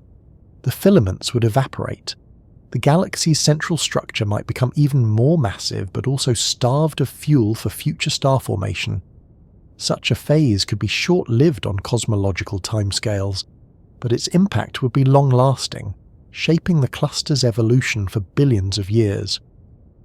But predicting whether such a quasar phase will occur depends on understanding how close Phoenix is to a threshold, at which inflow overwhelms feedback conclusively. At present, Phoenix appears to straddle a narrow band where cooling dominates but does not yet accelerate into full collapse. The black hole is fed steadily but not explosively. The inflows are strong but not chaotic. The possibility of tipping into a more extreme regime exists, but the timing is uncertain. The cluster could continue at its current pace for tens or hundreds of millions of years before reaching any such threshold. Another potential fate involves the filaments themselves playing a larger role in the evolution of the cluster. These structures guide the movement of cold gas, but they also serve as boundaries between gas phases. If external forces change the pressure or magnetic structure surrounding these filaments, their ability to transport gas coherently could weaken. Turbulence could eventually disrupt them. If that happens, the cold gas might fragment into smaller clumps. Some may fall inward, but others may become suspended in the hot plasma, heated until they evaporate. The loss of filamentary structure could slow star formation dramatically. Without the directed delivery of gas, Phoenix A would lose its supply of cold material. The starburst would fade, and the black hole would receive less fuel, reducing feedback. In this outcome, the system would slowly calm, rather than undergo a dramatic transformation. Phoenix's long-term fate also depends on how much gas remains available in the intracluster medium. Even with the extreme cooling rates observed, the cluster contains vast stores of hot plasma. These stores could sustain cooling flows far into the future unless some external or internal process intervenes. As the gas continues cooling, more and more of it will condense, increasing the mass of Phoenix A and deepening the central gravitational potential. This deepening could extend the runaway process even further. If the inflows strengthen instead of weaken, the cluster could edge toward a phase where large amounts of cold gas accumulate and collapse at once.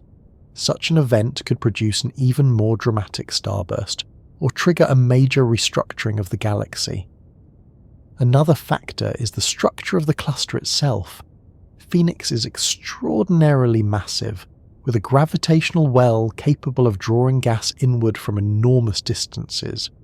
Over time, this gravitational pull will continue gathering matter from the surrounding cosmic web. The availability of new gas depends on large-scale cosmic flows that evolve over billions of years. If the inflow from the cosmic web slows or shifts, Phoenix may eventually starve of new hot gas. This would limit cooling and begin ending the cluster's extreme phase. But if cosmic inflow continues steadily, Phoenix could remain in its current state far longer than most models predict. Some researchers have proposed that Phoenix's fate may involve cycles. The system might oscillate between phases of strong cooling and strong heating over long timescales. In this view, the current extreme state is just one swing of a larger cycle. Eventually, the black hole would unleash enough energy to halt the cooling, but after a period of calm, cooling could resume again. These cycles have been suggested for other clusters, though not at the extreme level seen in Phoenix. If Phoenix operates in such a cycle, then its current behaviour might be only one chapter in a story that repeats across cosmic time. If these cycles exist, they could help explain how central galaxies and clusters grow over long time scales. Phoenix's starburst might represent one such growth episode. Future cycles could add to this growth. The cluster could gradually build a massive central galaxy through repeated bursts of cooling and star formation. The final galaxy would be shaped by these cycles, bearing the signatures of multiple phases of extreme activity. Another fate involves the eventual settling of the intracluster medium into a state where the cooling slows naturally. As stars form, they consume gas. Over time, the available cold gas may be reduced simply because it has been incorporated into stars. The starburst itself could deplete the supply enough that the cooling slows. Supernovae from the massive stars created in this starburst might heat the gas sufficiently to counterbalance cooling temporarily. Such a scenario would not require dramatic feedback from the black hole. It would arise from the internal dynamics of the starburst itself. Over extremely long time scales, dark matter could also influence the fate of the cluster. While dark matter does not interact with gas directly, its gravitational influence shapes the entire system. If the dark matter halo evolves through mergers or interactions, the gravitational potential could change, altering the cooling dynamics. The cluster could be nudged out of its extreme state if the potential becomes less favourable for maintaining dense, low-entropy gas. Amid all these possibilities, one constant remains. Phoenix cannot sustain its current level of activity indefinitely. The laws of thermodynamics and the behaviour of plasma dictate that runaway cooling eventually reaches limits. Gas supplies eventually shift. Black holes eventually respond. Starbursts eventually fade. The question is not whether Phoenix will change, but how. And answering that question is part of what makes studying this cluster so valuable. It offers a glimpse of galaxy formation processes pushed into rare conditions and reveals how cosmic structures behave when driven to their limits. When astronomers try to understand the early universe, they often look deep into space, searching for objects whose light has travelled more than 10 billion years to reach us. They search for young galaxies still assembling themselves from streams of cold gas, for starbursts ignited by abundant material, for black holes growing so rapidly that they flood their surroundings with energy. These distant systems carry the marks of a cosmos that was denser, more chaotic and more dynamic than the relatively settled environment we see today. Yet studying them comes with a challenge. They are incredibly far away, faint, and often obscured by dust or intervening material. Their signals are difficult to disentangle, and the instruments needed to observe them operate at the limits of technological capability. Phoenix changes that dynamic. Instead of relying solely on extremely distant, faint sources to understand early universe processes, astronomers found in this cluster a system much closer and far brighter that behaves like galaxies from a far earlier era. This makes Phoenix an invaluable reference point for reconstructing how galaxies formed when the universe was young. It is a modern system playing out ancient cosmic behaviours, like an echo of a time long past repeating itself in a setting where observation becomes far easier. The cluster gives astronomers the rare opportunity to study a starburst, a cooling flow, and a black hole feedback cycle with a clarity that distance usually erases. By observing Phoenix, researchers can examine the physics of early galaxy formation at a level of detail almost impossible to obtain from truly ancient light. One of the most important ways Phoenix helps illuminate the early universe is through its extreme star formation. In the first few billion years after the Big Bang, galaxies rapidly converted gas into stars. Their formation rates were often staggeringly high compared to what is typical today. This era of cosmic history was filled with bright, hot, young stars forming in large numbers. Phoenix A mirrors these behaviours. Its starburst rivals those seen in galaxies at high redshift, even though it exists billions of years later. This makes it a kind of time-shifted proxy for early galaxies. Studying Phoenix lets astronomers watch in almost real time how cold gas collapses into stars at rates that match the early universe, revealing the detailed structures and processes that would otherwise require extremely deep, barely resolved observations of ancient galaxies. In the early universe, cooling flows were common. Gas streams from the cosmic web delivered material into galaxies in narrow, dense filaments. These streams acted as highways for star formation, guiding cold gas into regions where pressure and turbulence allowed collapse. Phoenix shows that such streams can form even in a mature cluster environment under the right conditions.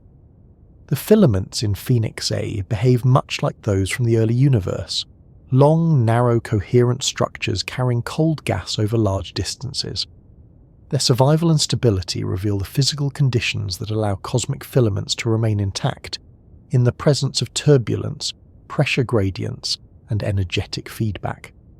Understanding these filaments helps refine theories of how galaxies in the early cosmos acquired the gas they needed to grow rapidly. Phoenix also provides a crucial comparison point for black hole growth in the early universe. Young galaxies often hosted black holes that were rapidly accreting gas, shining bright enough to be seen across cosmic distances.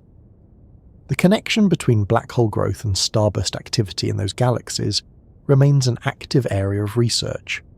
Phoenix presents a clearer example of how these processes can coexist. Its central black hole is active, fed by the same cold gas that fuels its starburst. This dual growth is one of the hallmarks of early galaxies, and seeing it replayed in Phoenix helps reveal the conditions that allow both processes to flourish simultaneously. Another important link between Phoenix and the early universe involves the chemical composition of the gas. In the early universe, the first stars formed from primordial material made mostly of hydrogen and helium. As those stars lived and died, they enriched the surrounding gas with heavier elements, changing how that gas cooled. Phoenix's starburst is rapidly enriching its intracluster medium, just as early galaxies enrich their environments. This creates a feedback loop where newly formed stars inject metals into the gas, making cooling more efficient and enabling more star formation. Watching this loop unfold in Phoenix helps scientists understand how metals affected galaxy formation in the early universe, and how quickly those metals accumulated.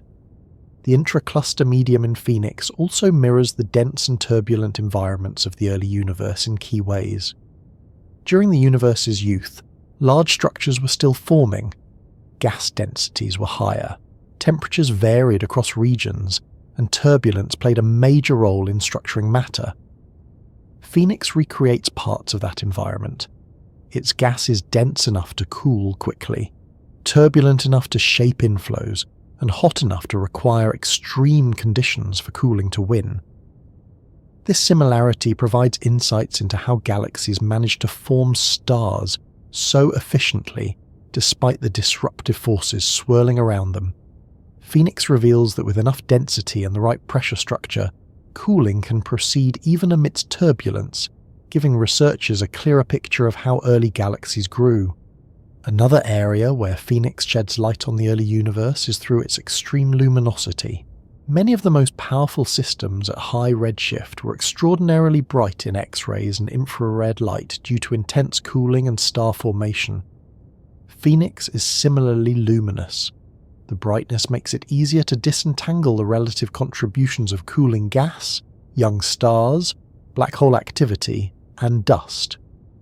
Observing these contributions in a closer system provides a template for interpreting the more distant, less resolved galaxies from early cosmic epochs. Phoenix also helps answer questions about how galaxy clusters formed and evolved during the early universe. Clusters began assembling in the first few billion years after the Big Bang, and their early histories involved rapid accretion of gas and dark matter. Understanding how their central galaxies formed requires examining extreme cases. Phoenix stands out because its behavior resembles what clusters might have experienced in their early growth phases. Strong cooling flows could have shaped the earliest cluster cores, and Phoenix gives a possible example of what those phases looked like. Even though Phoenix exists at a later cosmic time, the conditions inside it mimic those expected during the early assembly of clusters, offering a way to test theories about how the larger structures in the universe developed. In addition to helping scientists understand early galaxies and clusters, Phoenix provides insight into how the early universe balanced heating and cooling. In the young cosmos, black holes were not yet powerful enough to control cooling in many cases. Cooling dominated, triggering bursts of star formation. Phoenix stands as an example of what happens when heating cannot keep up. It shows how runaway cooling can shape a galaxy's evolution, even in environments where feedback is strong. This helps explain why many early galaxies grew so quickly, and why black holes in the early universe often entered rapid growth phases. Another way Phoenix contributes to early universe research is by revealing how gas transitions between different phases. In young galaxies, gas cooled from hot plasma into warm gas, and then into molecular clouds. These transitions are critical for star formation. Phoenix's cooling flows display these transitions clearly. Scientists can track how gas changes its temperature, density, and composition as it moves through the cluster. These transitions happen over large scales in Phoenix, making them easier to observe. By understanding them here, astronomers gain clearer insight into how early galaxies formed cold gas in environments that were often much hotter and more turbulent than present-day galaxies. Dust in the early universe also plays a major role in shaping how galaxies evolve. Dust absorbs light, cools gas, and provides surfaces for molecules to form. But dust formation requires heavy elements, which only became abundant after the first generations of stars. In Phoenix, dust is present in an environment filled with hot gas, surviving because it is protected in cold filaments. This helps explain how dust might have survived in early galaxies, even when surrounded by harsh conditions. Seeing dust in Phoenix shows that dust survival is possible in otherwise destructive environments, offering clues about how early galaxies maintained enough dust to fuel subsequent star formation. One of the deeper connections between Phoenix and the early universe involves the structure of the cosmic web. In the early universe, matter flowed along dark matter filaments into galaxies, and these filaments shaped the growth of large structures. Phoenix mirrors this behavior through its own filaments of cold gas. They reveal how gravitational channels guide the movement of matter, helping astrophysicists study the influence of large-scale structure on galaxy growth. Observing these filaments at much closer distances helps refine models of how the cosmic web fed galaxies throughout cosmic history. Observations of Phoenix also help scientists understand how large-scale feedback cycles operate across billions of years. In the early universe, feedback from black holes sometimes failed to keep pace with cooling, just as it does in Phoenix. This connection helps explain why some early galaxies grew so quickly, and why some black holes reached enormous masses in relatively short timeframes. Phoenix provides a living example of what happens when feedback falls behind in environments with extreme cooling rates. This makes it possible to simulate early universe conditions using a cluster that is far easier to observe with high precision. Additionally, Phoenix allows researchers to study how starbursts reshape their environments. In the early universe, intense star formation altered the chemistry of galaxies, created outflows, and changed the pressure structure of the gas. Phoenix is doing the same today. Its starburst injects energy, momentum, and metals into the intra-cluster medium. These changes influence how cooling proceeds, how filaments form, and how the black hole grows. Observing these interactions helps clarify how similar interactions may have played out billions of years earlier when the first massive galaxies formed. Phoenix also underscores the diversity of cosmic structures. Not every galaxy or cluster in the early universe followed the same evolutionary path. Some grew rapidly, others slowly. Some cooled efficiently, others remained hot. Phoenix shows that even at later times, clusters can enter phases that resemble early universe conditions. This reveals that cosmic evolution is not strictly chronological, but depends heavily on local physics. Conditions that mirror the early universe can arise in different epochs, under certain circumstances. This helps scientists understand why some galaxies observed at intermediate distances appear unexpectedly young or unusually active for their time. Another important insight involves the timing of galaxy growth. Observations of the early universe often reveal galaxies that appear too massive or too evolved for the short amount of cosmic time available. Phoenix suggests that rapid bursts of star formation driven by cooling flows can produce significant growth in relatively short periods. If similar processes occurred in the early universe more frequently than previously assumed, this could help explain how massive galaxies assembled so quickly. Phoenix becomes a laboratory for testing these rapid growth scenarios, providing real data to compare with high redshift observations. The Phoenix cluster also contributes to our understanding of how the first black holes may have formed and grown. In the early universe, black holes may have relied on rapid cooling flows to achieve the large masses observed at high redshift. Phoenix demonstrates that cooling flows can feed black holes even in extremely energetic environments. Studying how the Phoenix black hole accretes material helps inform theories about the earliest quasars, many of which appear more massive than expected given the time available for their growth. Furthermore, Phoenix helps clarify the relationship between galaxy clusters and the galaxies within them during early cosmic epochs. If clusters in the early universe occasionally hosted starbursts and runaway cooling similar to Phoenix, they may have influenced the growth of central galaxies far more dramatically than previously thought. Phoenix highlights the potential importance of cluster-scale processes in shaping early galaxy evolution. Within every observation of the Phoenix cluster, there is a quiet moment that settles in once the measurements are set aside and the numbers fall back into their notebooks. It appears when the noise of jets, shock fronts, inflows, starbursts and cooling rates fades from immediate attention, and what remains is the realization that this entire system is still out there, still burning, still unfolding, still drifting through the darkness with an intensity that seems too great for something so far away. The cluster is not an abstraction, or a diagram, or a simulation. It is a real place, immense beyond description, continuing its own processes while we study it from a tiny distant vantage point. And when we pause long enough to take in the full scale of what it represents, the Phoenix cluster becomes more than a scientific puzzle or an observational milestone. It becomes a reminder of how dynamic the universe is at every scale, the gas at its centre continues cooling at extraordinary rates, forming rivers of dense material that slide inward despite the high temperatures surrounding them. The central galaxy keeps converting those inflows into new stars at a pace that defies what we expect from such a mature system. The black hole carries on, pulling material into its gravitational grip, igniting outbursts and jets that ripple across the intra-cluster medium. Cavities expand slowly, drift outward, and eventually dissolve into the surrounding plasma. Filaments stretch, contract and pulse with new layers of star formation. Dust finds sheltered pockets in which to survive. The gas redistributes itself, adjusting to the pressures and forces that move through the cluster.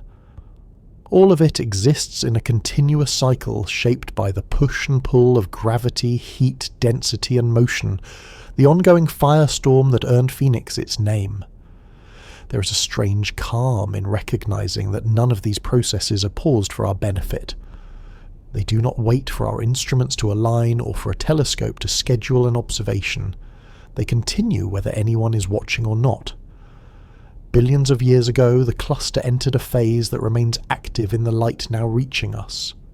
Long after that light left, long after oceans formed on Earth, long after the planet cooled enough to sustain life, Phoenix kept evolving. It continued brightening, cooling, forming stars and feeding its black hole, entirely indifferent to whether an intelligent species would ever discover it. When its photons finally arrived here and landed on detectors orbiting our own planet, they carried with them a record of a cosmic event that had long since passed, still vivid enough to reconstruct in remarkable detail. Drifting through the story of Phoenix is, in its own way, a journey through time as much as space. We see the cluster as it was when the universe was younger, but we also recognise that the processes unfolding within it are echoes of even earlier behaviours that shaped galaxies when the universe was in its infancy. Phoenix is a bridge between eras, replaying a chapter of cosmic history long after most systems have moved on to quieter phases. It shows that the universe does not obey a uniform schedule. Conditions from the early cosmos can re-emerge billions of years later, when density, pressure, cooling, and gravitational structure align in specific ways. The cluster demonstrates that cosmic evolution is not a single track, but a spectrum of possibilities where unusual combinations can create situations that feel out of place, yet remain entirely consistent with the laws of physics. The more astronomers examine Phoenix, the more they see that it stands at an inflection point between competing forces. Cooling pulls inward with tremendous efficiency. Heating pushes outward, sometimes strongly, sometimes barely enough to resist. Gravity binds everything together, amplifying both the collapse of gas and the expansion of cavities created by feedback. Chemical enrichment accelerates cooling while turbulence redistributes energy. Magnetic fields guide filaments down narrow paths. Time stretches across billions of years, allowing each of these processes to run their course without interruption. Phoenix appears to be suspended between stability and runaway behaviour, where small changes in temperature, density or jet direction could push the entire ecosystem toward a dramatically different future. Within this tension lies one of the cluster's most compelling qualities. It is simultaneously enormous and vulnerable, powerful and precarious. The starburst at its heart is among the most luminous in the local universe, yet it depends on delicate filaments that could be disrupted by turbulence or heating. The black hole releases enough energy to reshape entire regions of gas, yet that energy often misses the densest parts of the core. The cooling is fast enough to build new stars at an astonishing pace, yet it could collapse entirely if feedback suddenly strengthens. Everything in Phoenix operates near thresholds, where a shift in any direction could alter the balance dramatically. This delicate balance offers a unique window into the underlying mechanics of cosmic structure. The universe often hides its most extreme behaviours in distant epochs, or faint signals that require long exposures to detect. But Phoenix places those behaviours within reach of clear observation, presenting them with enough detail to examine not just what happens, but why it happens. Scientists can trace the flow of matter from the outer regions of the cluster to the deepest parts of the core. They can measure how gas changes temperature along the way, how metals accumulate, how dust survives, and how stars ignite within pockets shielded from the surrounding heat. They can watch cavities rise through the intra-cluster medium, gaining insight into how energy moves through a system. They can see how the geometry of jets influences the cooling around the core. All of these observations together form a portrait of galaxy and cluster evolution that connects present-day structures with their ancient origins. The firestorm inside Phoenix is not a chaotic explosion, but a coordinated interaction between thousands of physical processes. Each component shapes the others through pressure, motion, radiation, and gravity. The cluster has become a living laboratory for understanding how galaxies and clusters behave under extreme conditions. It reveals that cooling is not always suppressed by feedback, that star formation can proceed even in hostile conditions, and that black holes can grow rapidly alongside stellar populations rather than in direct opposition to them. It teaches that cosmic structures are capable of entering phases of intense transformation long after they appear to have settled into stable forms. Thinking of Phoenix in this way invites reflection on where it fits within the broader universe. Galaxy clusters form the nodes of the cosmic web, where filaments of matter converge and accumulate. They anchor some of the largest gravitational structures known. Most clusters we observe are relatively quiet, filled with older galaxies and modest levels of star formation. Phoenix breaks that mold. It is a reminder that even at the largest scales, the universe can produce outliers, systems that operate outside the norms and reveal the edges of what is physically possible. Outliers like Phoenix are often the systems that drive scientific progress, because they show where models need refinement and where assumptions must be questioned. Travelling mentally through Phoenix also highlights the scale of time embedded in every observation. When we speak of events unfolding over hundreds of millions of years, it can be difficult to maintain a sense of what that means. Yet within Phoenix, each stage of its evolution, from the formation of its intracluster medium to the onset of its starburst to the growth of its black hole, unfolds across intervals that dwarf the entire history of humanity. It is a place where the universe conducts its processes at its own pace, unconcerned with the brevity of the civilizations observing it. And yet, despite the vast gap between human timescales and cosmic timescales, the events inside Phoenix are not beyond our ability to understand. By capturing photons that began their journey billions of years ago, astronomers can reconstruct the physics that governs every part of the system.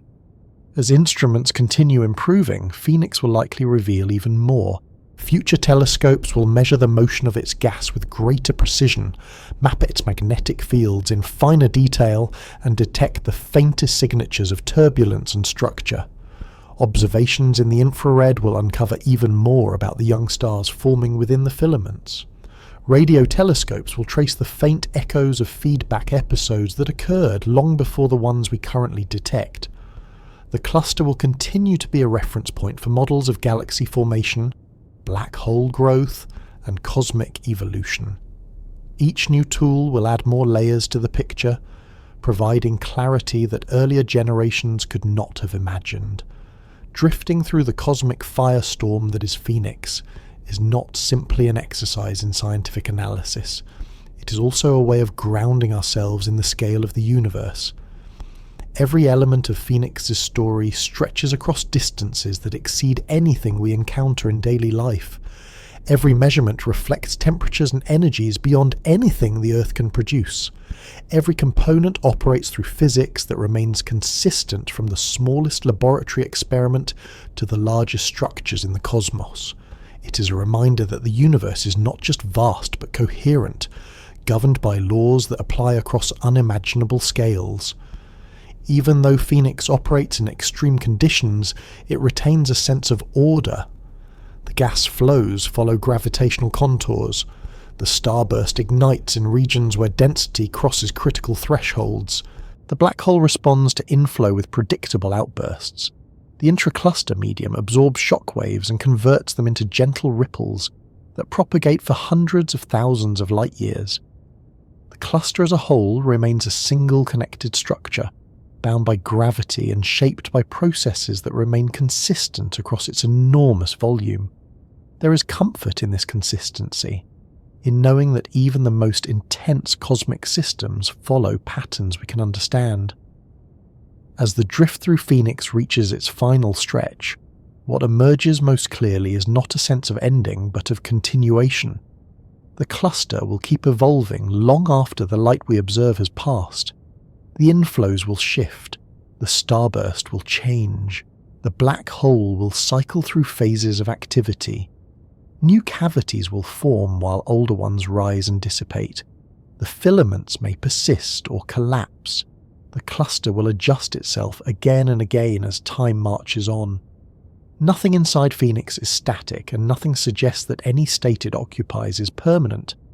The firestorm will fade eventually, transformed by processes that unfold across vast spans of time. But other phases will follow, each shaped by the same fundamental forces that govern every galaxy and cluster in the universe. Phoenix will reconfigure itself repeatedly, its story continuing in directions no single observation can predict. And as the system moves forward on its cosmic path, the light it releases today will begin its own journey toward distant observers in some future epoch, carrying with it the record of what Phoenix becomes next.